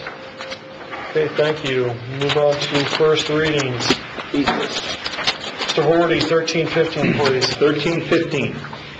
First reading on a bill of the Common Council of the City of South Bend, Indiana, amending Chapter 20 of the South Bend Municipal Code by deleting Article 13, Sections 20-130 through 20-135, addressing moped regulations, and amending Chapter 2, Article 19, Section 2-213, addressing schedule of ordinance and code violations. Motion to send this to Health and Public Safety for 413? So moved. All in favor? Aye. All opposed? 1415.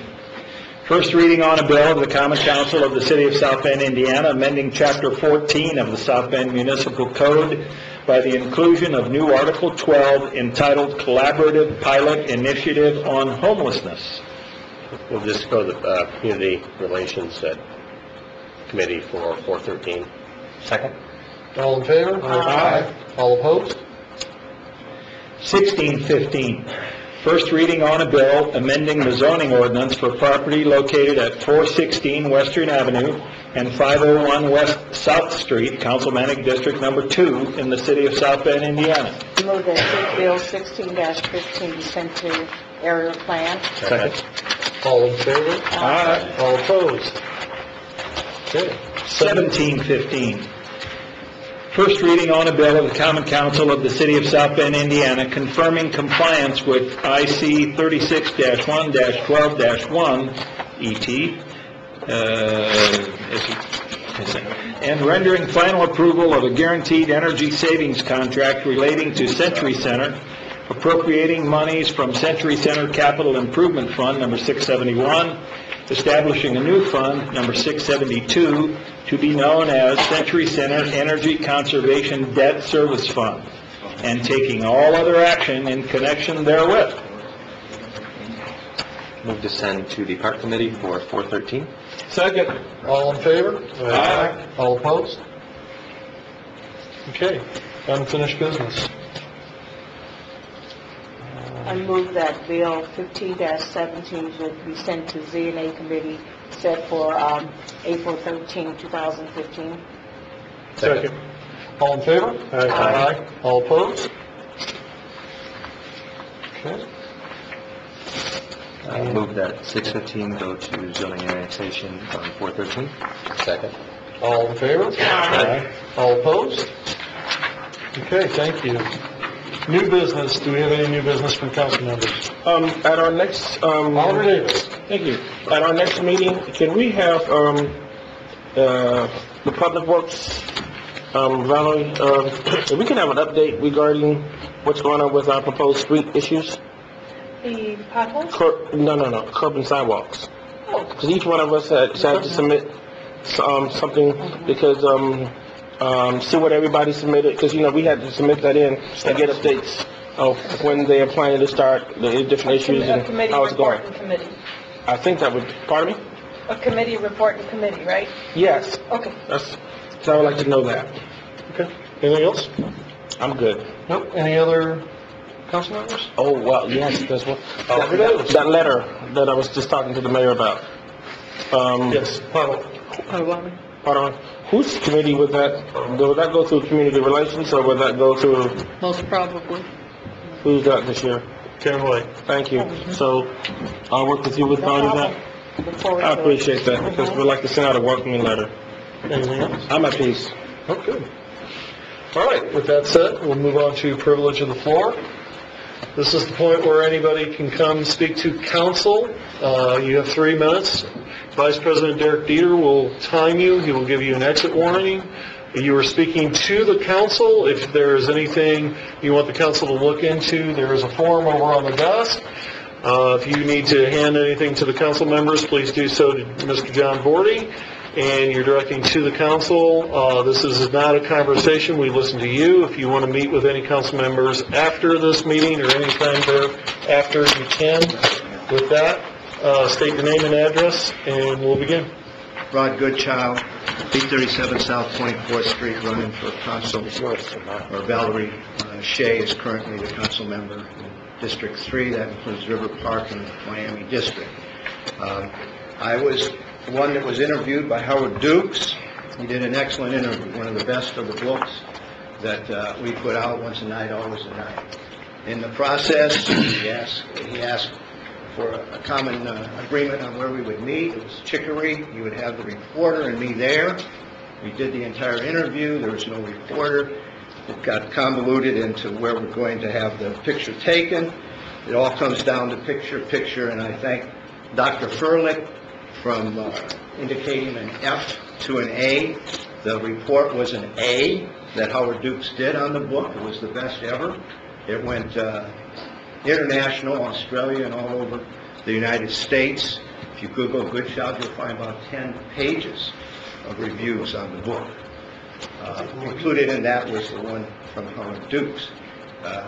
As it turned out, the picture was taken at St. Augustine. The pastor said he'd never seen me there, and that no, I'd never been there until the reporter showed up with a camera in Goodchild. This is the director of the St. Augustine Kitchen, Peter Smith. He was gone. He was in Nicaragua. And dear Mr. Achkar, I think that's Akhar. He's the executive director or executive editor of the South Bend Tribune. I am the director of the St. Augustine Soup Kitchen. I'm writing about a story of Aaron Blasco titled, Did Council Candidate Really Volunteer at the Soup Kitchen? Posted on your website on March 5th. I was out of the country on a medical mission to Nicaragua from February 23rd to March 17th, or I would have contacted you earlier.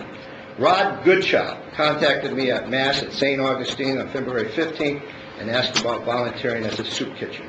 As I tell all prospective volunteers, I asked them to come in on Monday, Wednesday, or Friday and try it out. He did come in for several hours, okay?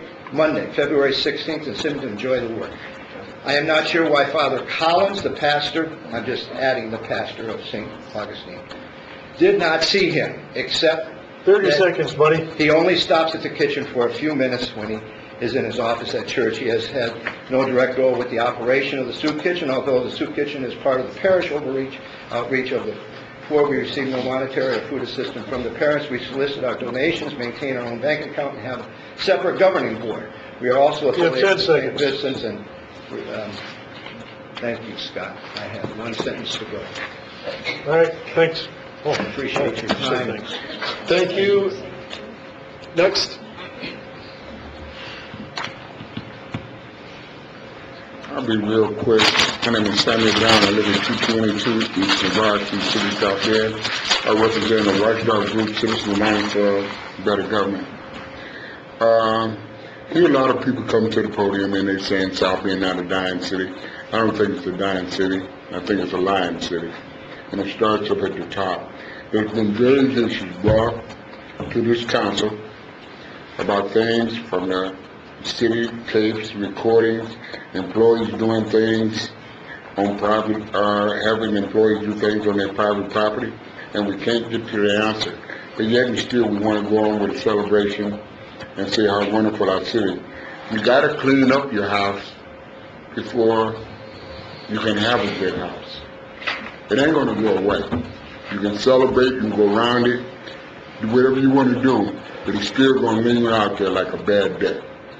So if you get that cleaned up, and I'm just gonna make it real short, you ain't gotta tell me about the time on the end of here. The Hall of Fame. The Hall of Fame. I'm a sports fanatic. I have never, ever been in the Hall of Fame. I have never stepped on that side of the sidewalk because of one of our leaders in this community and what they've done. That's why I've never been on that sidewalk. And when Eddie Robb from Grambling got inducted, I cried that day because I couldn't go down there and watch Eddie Robb get sworn in because our leader at the top. I hope we can get this together and have a happy community, because we got a lot of good things here, but at the top, it's kind of rough. Okay, thank you. Next. My name is Sharon Benicki, 3822 Ford Street. I stand before you tonight not politically motivated, but rather as a saddened citizen. As South Bend stands on the brink of celebrating its 150th birthday, we have lost a year in the history of South Bend.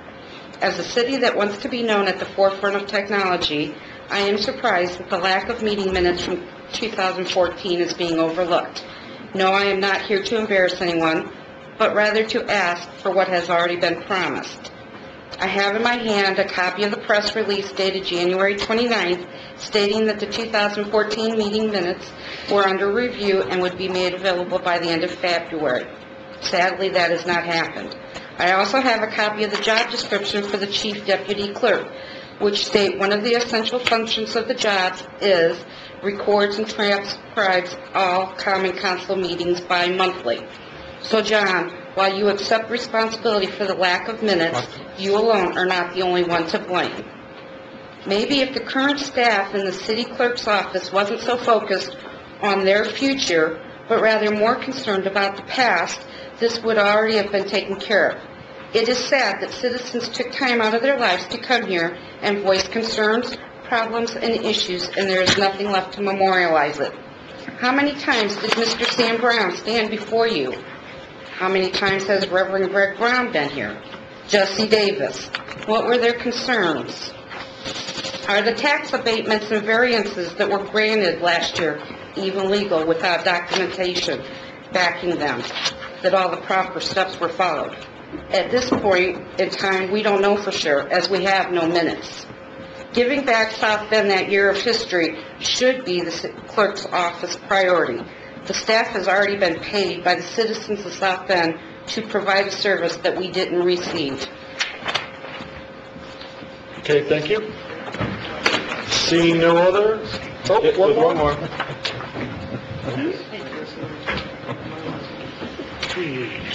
Name and address, please. Noreen Dean Moran, 716 West Colfax. Although maybe I should call myself the tree lady at this point, but this is on the issue of the ash trees, and I have a very simple, you don't have to give me an answer tonight. I think we're being confused with two different things. I know that Valerie Shea had a very good idea about the city possibly taking care of the tree lawns last fall.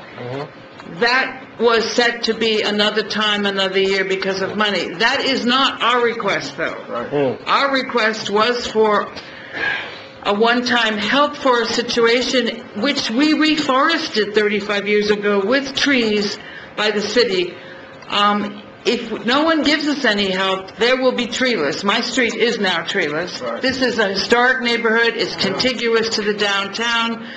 But I've been informed that everything lost was voted down. But I'm not sure what got voted down since there never were any meetings. And if it's that the city does not now want to take care of the tree lawns, that's an issue to be discussed and so forth. That's not our issue, which was pleading for someone to look into this tree situation. I and others took care, used chemicals, did many, many things for those trees, and the tree itself can be taken down fairly inexpensively, although since the city took mine down already, it's quite a bit more than I could have paid by any other way. And I've gotten threatening letters, which I find totally inappropriate since I was part of the situation that was supposedly discussing something here. But I'd like all of you to at least decide, what are we talking about with these trees?